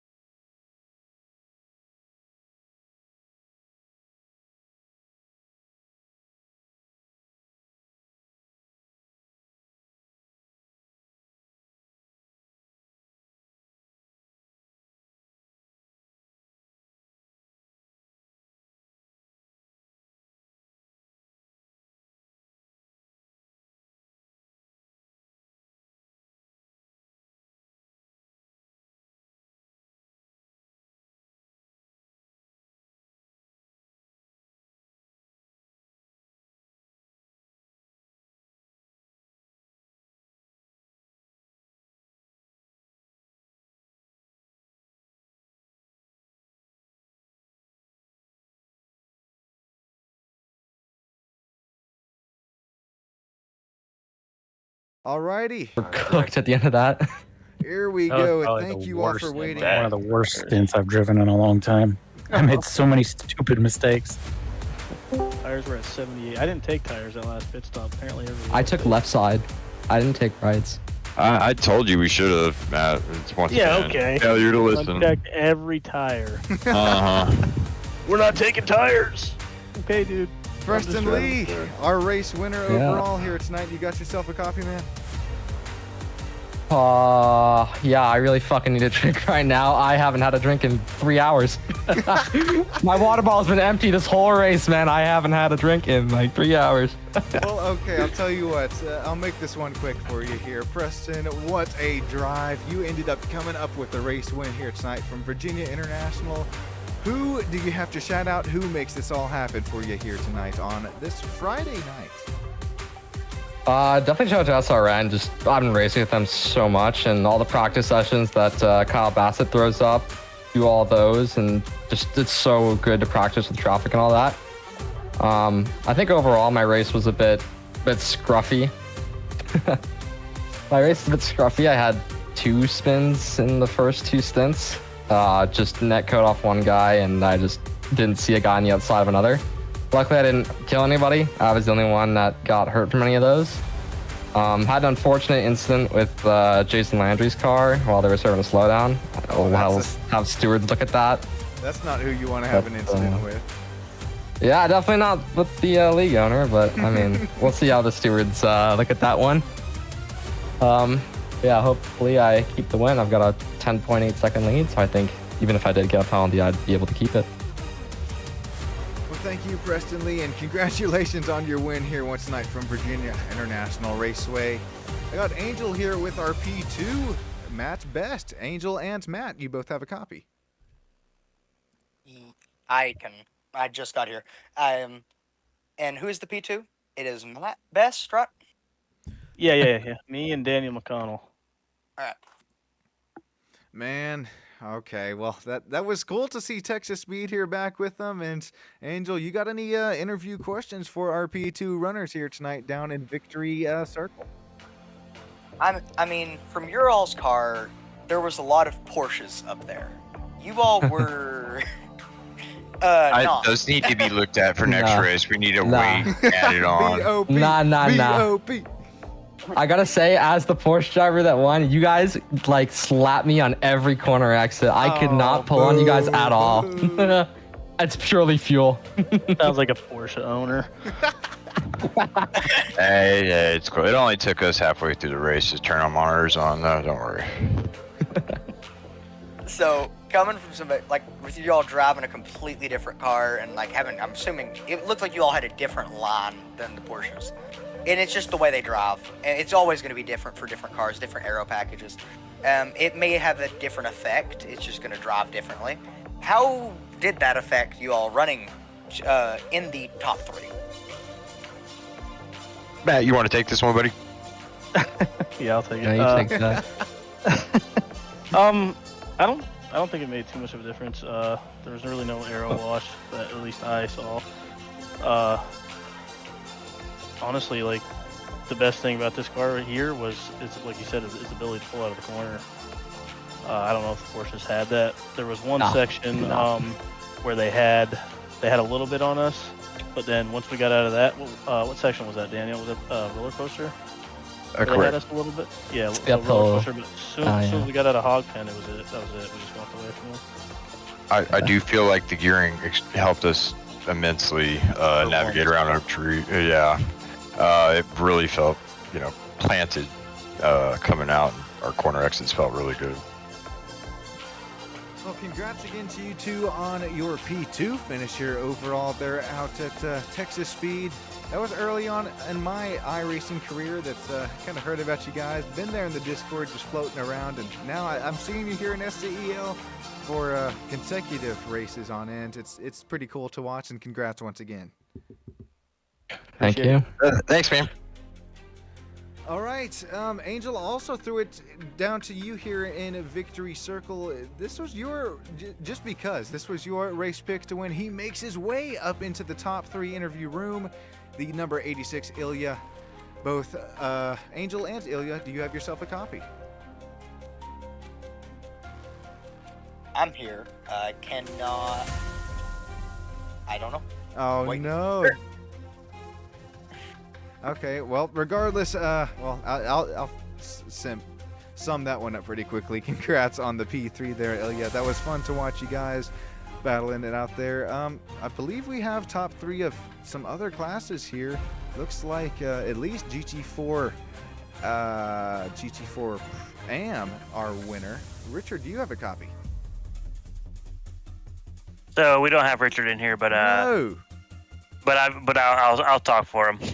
Oh, is this teammate of the 127 here? Yeah, it's me. Okay, well, we got, let me see, who is it Joseph Lamel or Blake Flowers? Yeah, I'm Blake. here. This is Blake. Yeah, okay, there we go, Blake. Sorry, my mind after a 3-hour race, I am everywhere at this point, but Your mind and congratulations. mine, man. Oh, Yeah, yes. thank you so much. What was going through your mind here tonight, and how was the old GT4 Porsche handling for you? It was handling apparently a lot better for Richard than it was for me. He was able to get it around the track much more efficiently than I was. The whole time we were just pretty happy. We had a rough way in Watkins Glen with a couple of incidents, and really on the back foot from the very beginning. So this was a great way to kind of wipe the slate clean and wrap up the first half of the season with a good result. Well, thanks for joining us here in the driver interviews here, Richard, teammate Evan Blake. Who makes it happen for you here tonight? Any sponsors or family members that you got to shout out? So we're representing the Break Fast Club. So yeah, we got a big community. We have a lot of guys that are really supporting us, helping us with, really understanding the car, understanding some of the racecraft and strategy decisions. So obviously a big shout out to the guys back in the Break Fast Club. Well, thank you so much there, and congratulations on your AM win here tonight from Virginia International Raceway. Cheers. Alrighty, let's see. Do we have the old James, driver of the 22, or at least teammate? Not looking like it. How about Jason Landry? Well, it looks like is he P? James is down there in the other VC. Yeah, okay, that makes sense there. He looks like did not get a P3 in class. How about TCR though? Race winner there. It looks like Mike. Do we have Mike in chat? No, it doesn't look. Okay. Where's everybody at? Francois, John Lawson, or either GR86, Andrew Sharp, Joe Nagy, or Blake Phillips. Either of. We got Blake Phillips here. Yeah, and Andrew's here as well. Yeah. Okay, sorry, I'm a little bit discombobulated here, drivers in different places, but Andrew Sharp, we got you winning here in the GR86 class. Walk us through 2.5, call it 2 hours, 40 minutes of racing in this, very light, small horsepower car. Yeah, I think like you, I think I'm seeing green and yellow curbs, so it's a little hard to see straight. So, no, this is my favorite track. It's my home track, so I really like running here. I've run a lot of laps here, so it's nice to take the lawnmower out for a little spin. The worst part about the 86 is the sound. Listening to that for 3 hours is pretty rough, but other than that, it's pretty good. Man, congrats, Andrew. I don't know how you did it there. Who we shout out? Who makes it possible for you here this Friday night? Yeah, I got to shout out Dave Carroll again. He's our setup magician, and all the other RTR boys. They've been playing a lot of RuneScape, so hopefully this gets them to lock back in, knowing that we're back on top. So it's time to lock in, boys, and we're gonna set up for Nürburgring 24. So that's our next goal.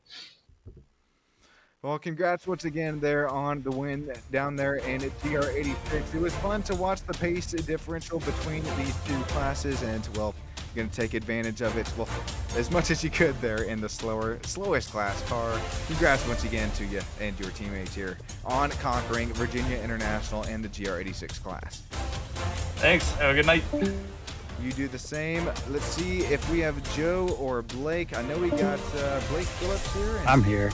Oh, Joseph as well. Angel, please. Yes. I'm running out of breath here. Angel, I'll give it to you on these last I got this one. 2 GR86 drivers. So this is just the general.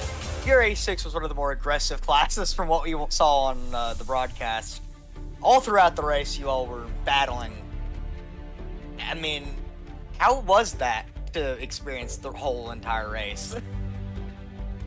It was interesting to say the least. Was there, would you have almost, this is just a preference question, but coming from a multi-class setup, which class would you have preferred to have been in during this race? Because every class had its ups and downs throughout the entire race. Well, I actually was in the GT4 class. I just heard my name. Oh no. Well, We there were you go. second. We got the second place in the GT4 AM class. Oh, sweet. Okay. Nice. Well, how was that? I mean, that was also one of the more the GT4 had its weird situations as well, where multiple people got spun out into the wall.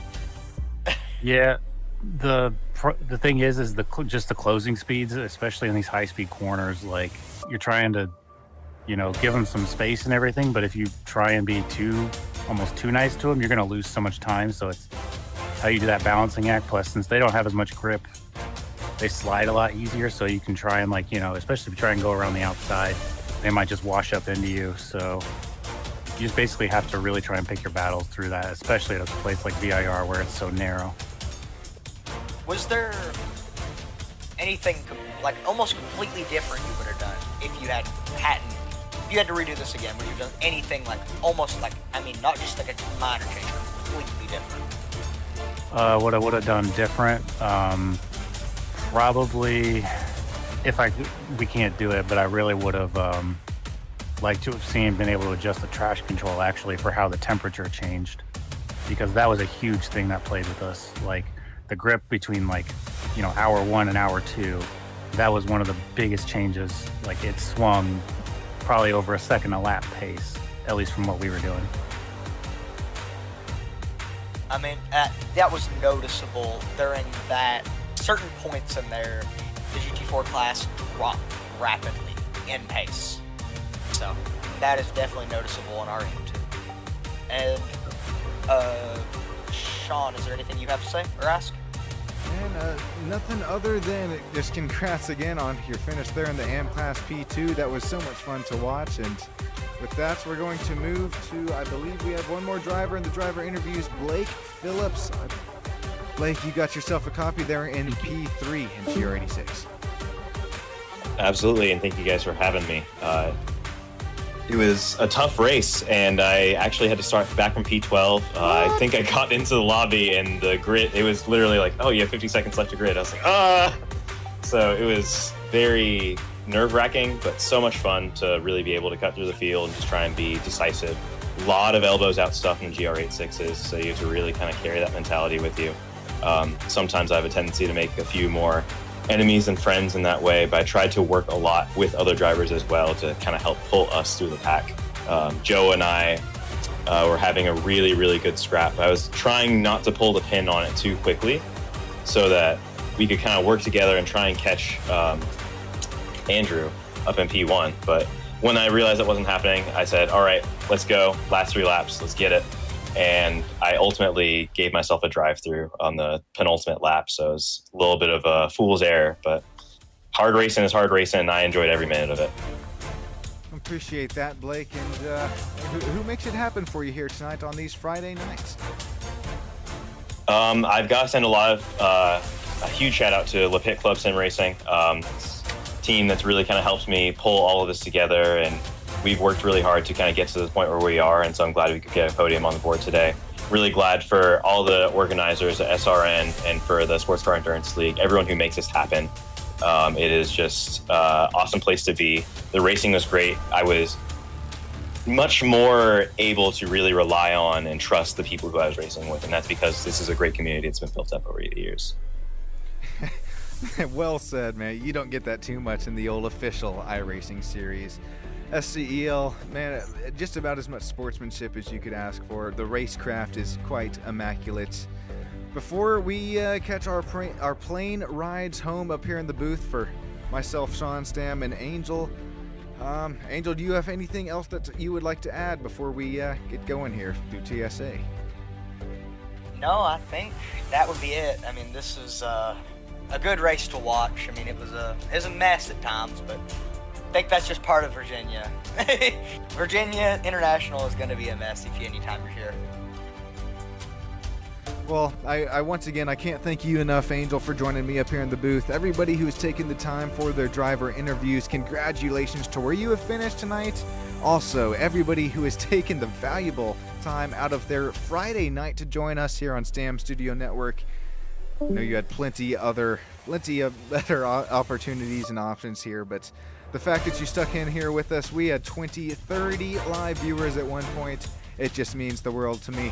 We're going to continue to flash these race results up on the screen.